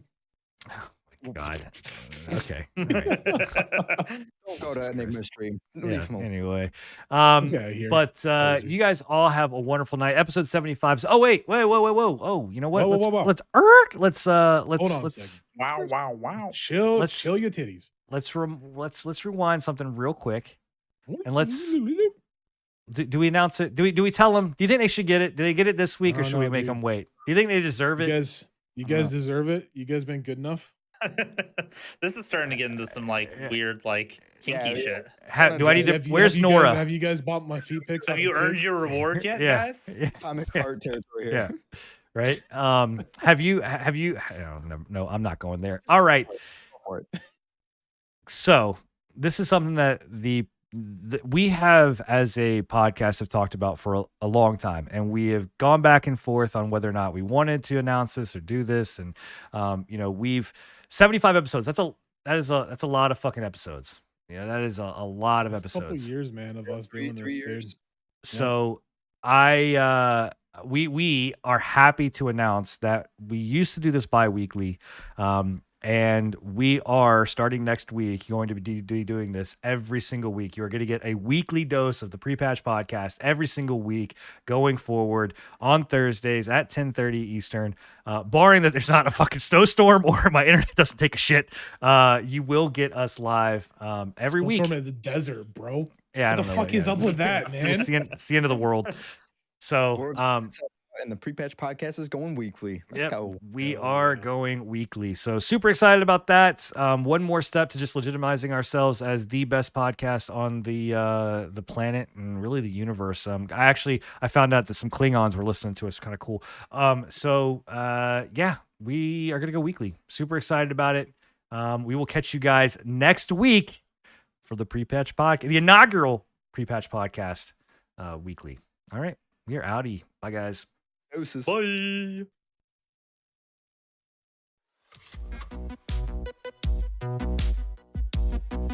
Installation.